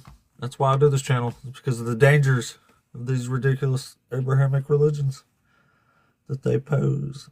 Oh, sorry, Jerry. If you're still there, I didn't even see you in the queue here. I got a couple more, but I'm about to have to pull it down for the day. So, let me get I really appreciate everybody stopping by, all the engagement on the page here, but I'm about to have to jump off and go to work like a peasant. And as usual, guys, check out Dr. Joshua Bowen and his books. The one I've been reading lately is Learning to Read Ancient Hebrew, which I have been learning. I just wish I had more time to really jump in there and study that a little better. Today was kind of weird. The TikTok algorithm is more normal than it was, but it's still not anywhere close to back to normal. That's for damn sure. Also, Rocket City Reason Conference, October 23rd, 24th, and 25th. Don't forget about that. Oh, thank you, Resurrected. That's awesome. I appreciate that, buddy. That's cool as shit. I love having other good content creators in here. It fluffs my ego a little bit. But anyway, RocketCityReason.com. Get your tickets there, and you can hang out with some of the biggest names and atheist debaters in YouTube that there is out there. But guys, I really appreciate everybody stopping through. This was day number 84 in a freaking row. And it's kind of disheartening because TikTok did something or another that kind of feels like a pretty damn big setback, but you know, whatever. We'll make it, I suppose. We'll make it. That's all we can do. Just persevere. Anyway, guys, thank you all, and we will catch y'all tomorrow, of course. I will be here. And oh yeah, check out my YouTube too, if you haven't. My Apostate Ape YouTube channel here. Mine ended up having to move over there if TikTok keeps sucking anyway, so check me out over yonder. But guys, thanks so much. Error, always, thank you so much, buddy. I really appreciate you, man. And guys, we'll catch y'all tomorrow. Hopefully the algorithms will begin favoring us more again before too long. Guys, have a good one. Much love.